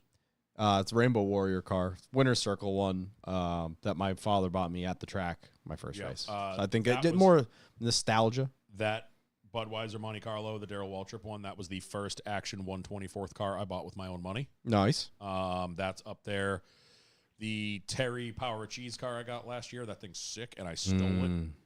Obviously, the Terry shirt that I have that he signed while I was wearing it when I was a kid that I ruined because I wore a shit ton. You can still see the signature, but the white shirt's just fucking. Yeah, but you got your money out of it. Yeah, see, I never wore my Michael Waltrip shirt. Oh, I wore I it. think I wore it Well, that weekend, and that's it. I had worn that shirt a shitload, and then Terry signed it, and I think I wore it a couple more times, but it didn't matter. It was a white T-shirt, and I was 13. I fucking totaled that. Honorable mention goes to the Corey LaJoie Stacking Pennies Darlington. Shirt. That's still not the coolest thing you own. The sheet metal with our name on it. That one. That's a good one. That's probably the coolest piece of memorabilia you own is the back. We right, own that. Yes, I know, but you have. If it was the actual quarter panel, it'd Yes, be cool. it's still cool that but it's the just actual a vinyl. stock piece of metal. But I like that it's the actual vinyl with the dirt and the fucking scuffs on it and shit. Like it's One day when we fully sponsor a cup car, we're taking the whole fucking body with us. It doesn't have to be a cup car. It can be a fucking street stock. I don't give a shit. Just put it over the sim rig. Put it over the table, dude. That'll be our podcast you table. put it over the sim rig and Steph Why, comes down. why like is Norm in the back seat? There's no Steph- back seat in a cup car. you put it over It's like we're in the, a drive-in movie. Is Norm just holding the gas can? you put it over the sim rig. Steph comes down like, quiet, I'm in my happy place. Get out of here. Norm, you have to drink out of one of the little tiny gas cans to the whole. I'll get an old catch can Yeah. from back when they had Just those. trying yeah. to think other. I don't have a. I have a lot, but nothing like I've never been a collector, so I have nothing really like sentimental. this to me. podcast has turned me into a collector because y'all buy me shit for Christmas and people send us shit. My NASCAR stuff collection has tripled since we started this. I got a lot of stuff. Yeah, you have a lot of shit. Well, I just, as a kid, I went to races with my dad, and it was the second we I'm walked a in, Rainbow Warrior I'm jacket. not spending any money. Yeah. So I never a got lot, shit as a kid. I have a lot that I don't even know what I have because my dad did the thing when I moved out when he was like, hey, take all this stuff out of the attic. And there's just bags of shit upstairs that I still haven't gone through. And I guarantee you there is some fire up there because it was all the stuff I had when I was a kid. Remember the Racing Champions 164s with the card and the pedestal? Yeah, how about we go through that? We probably should. So I can have some stuff that you don't necessarily care for Oh, you're not getting any of it. for the Oh, true. boxes. Maybe. Actually, that Could use work. some goods. None of it's packaged anymore because I was a child and I played with it. It's fine. The Gordon phone ain't going anywhere. I got to find that somewhere. Oh yeah, I have mine in the basement. Mine is somewhere. I don't Ring, know. I ring. saw one. Norm's like, "What's this?" I'm like, "Pick it up." It's like, "Why doesn't it work?" I don't know. Because how it's Kyle done. lives in an old people house Yeah, I do too. that I assume still had a landline. I was praying it still had a landline. So I got to find my Gordon one. So when I eventually have a place to display everything, I can have my Terry phone hauler that you got me with the Gordon phone. Yeah. And guys that's have it. a landline, That's it Dan? for the questions. I don't have a landline, but we have the ability to. We don't need it. Yeah. Was there anything in here? W. Professor said fire and ice in Boston. And he said, "Wait, is that still there?" Oh yeah, think yeah, it that's is. still It there. is I remember actually. it's still I there. walked by it was not that like long ago. the spot when I was in high No, school. It's like, that's we're going to all- Boston and we're going to Fire and That is where all the New Hampshire kids that are going to Boston for a club night start the night. I'm pretty sure. Yeah, don't go there. I know so not that many good. people that like, oh, I'm going to Boston for a bachelorette party. We're going to Fire and Ice. And I'm like, cool, you and everybody else. Like, it's just a restaurant. I went to Boston once, had Capitol Bar and Grill. I checked that off my list. I'm good. WF Professor, with the streaming services starting next year, are you excited to not have race broadcasts no longer, or to have race broadcasts no longer bounce around so many times during a race? Yeah. I am excited to see what Amazon Dude, I'm is so able to fucking do excited about Amazon. with no limits, with no. Yeah. We have. I'm to interested have in the this many production quality. commercials. We have to be off air at this time. Like, they're a streaming service. They can do whatever the fuck they want. I wait to talk shit until I've seen it, and I'm also going to wait to get excited about it until I've seen it. So Same. But I'm production quality aside, I'm excited to see what they do with the no limits. Like, yeah, last night, we have to get off the air for the local news. we don't. Well, Amazon doesn't have to do that. Yeah. So, It just We'll seems find out. like Amazon is giving Junior a lot of liberties uh-huh. with what they're doing over there. It already sounds like he's picking broadcasters. Like, it sounds like he's stealing NBC broadcasters and stuff like that. Oh, I hope so. So I think Amazon is going to be huge. I bet you Latart, I mean, if he fucking sneezes, Latart's coming. Yeah, They're boys. Latart is high on the list. He has a great relationship with Jeff Burton, so I Yeah. wouldn't be surprised if he grabs him. But Matty, what's his buddy's name? With the spiky hair, does ESPN. Oh, Marty Smith. Marty Smith. I would. oh Marty my God. Smith is high on the list. Junior's trying to steal him. Marty from what I Smith. heard. Marty Smith to do pre-race would be fucking incredible. Yeah. He Like, was he's awesome such on a ESPN. bro, but he just dives so deep into He does. anything he cares about. He'll be fun to watch. I love listening to the 2 times he was on DVC a couple years ago, and then he was on the Download with the whole Netflix thing because he helped like produce it and obviously was voicing it. But he used to do the NASCAR and ESPN stuff, and he was so good because he's just got like that just enough Southern where it feels like you're back. You know what I mean? Like, Yeah. And, Yeah. and Norm's right. He is an incredible journalist. Like his other stuff that he does a lot of golf shit now. His college football stuff is unbelievable. He was great in the documentary too. Unbelievable in the documentary. Yeah. So. W. Professor talks of starting the season earlier always runs into the question of where will they race and not freeze or snow in Bristol again. Yeah, we've had this conversation. Average Joe, Kyle with his pins. It's just that picture of Mrs. Hendricks bracelet. Yeah, just a lot cheaper. A lot cheaper. Average Joe again. Any iRacing in these 2 weeks? Probably not. I'm gonna hop on a little bit, probably this I weekend. mean, I'm busy this. Nope, Obviously, got people down there again. So. I am busy all this week till next Tuesday. Obviously, tomorrow night we're going to Boston for Blink-182. That's going to be a long night. Then Wednesday is going to be Thrash Pack. We leave Thursday night, and then we don't come back till Tuesday night. So maybe next week if I'm bored, but I haven't turned it on in nothing a while. planned. Nothing Yeah. planned. I was yeah. afraid to turn my PC on all weekend because of the Windows Yo, shit. true. I was like, I turned it on, and it was immediately like, do you want to update? No! You stay away from me, demon. It's Mr. DJ. Are you guys chicken taco or steak taco? Steak. Beef is apparently not an option, so I'll go with chicken. Steak is kind of beef. Yeah. I think he means maybe ground steak beef. means beef. Yeah. Oh, If I'd there's an much op- prefer ground beef. There's an option between steak and ground beef. I'm going steak. If it's barbacoa, like Yeah. properly shredded, I'm in. With the dippy thing. Or is that no, barbacoa is not the dippy. That's Oh, what's the word for that? Shit. What it has like the meat sauce. the sauce you dip the taco in. What the hell? Barilla tacos. Steph got really into those. Yep. WFS, are you excited for Junior creating his dream broadcast team? We just talked Butter about just said that. that.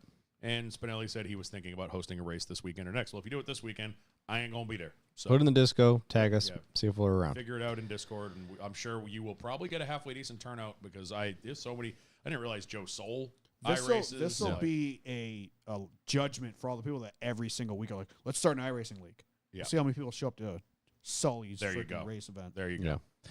Cool. Well, thank you very much for tuning into this week's episode. We will be taking the next 2 weeks off as the rest of the industry because we've earned it. Yeah, what we've done off weeks before, and it's always like we've gotten lucky, and like we had Chris from iRacing on. We've been able to talk about other stuff, but I think We earned it. None of us want to come down here and try to stitch together an episode. No, and I just don't think there's going to be enough to talk about. There 'cause isn't like we gonna be. said, because it's a guaranteed 2-week break, no news is going to break. I guarantee Yeah. you, the second everybody got home from the Brickyard, they all left this morning on their Oh, they've private been jets. gone. No one's even going to listen to this I'll podcast. never forget. Remember the last time we had this? Our first year? Loudon was the last race before the off weekend, and Harvick's hauler was doing a bajillion miles an hour. Oh, my God. They were ripping. He freaking flew by me on the highway, and I was like, that boy wants to get home to his 2-week break. That's all he wants. He went by me. I was doing 70 miles an hour. That four Harvick hauler went by me at Mach Jesus. He Yeah. probably got back to Charlotte at 1 a.m. Well, before we sign off, follow us on everything at At LucisFast_pod on Twitter and Instagram, the Lucis Fast Podcast on YouTube. Subscribe. We do the live stream thing. It's fun. We are over 100 subscribers now, and that number keeps going up, and it makes me feel happy. So like, comment, subscribe, watch the live stream, retweet our shit, repost our Instagram shit, all that shit. fill out a review, do all the stuff. Fill out reviews. You got 2 weeks before we're back, so I hope to see at least one. Please do. One would make me happy. Please. I'm Kyle Belcher, I'm Dan Walker. No Peltier. and we'll catch you at Richmond. Later. Peace out, Girl Scouts.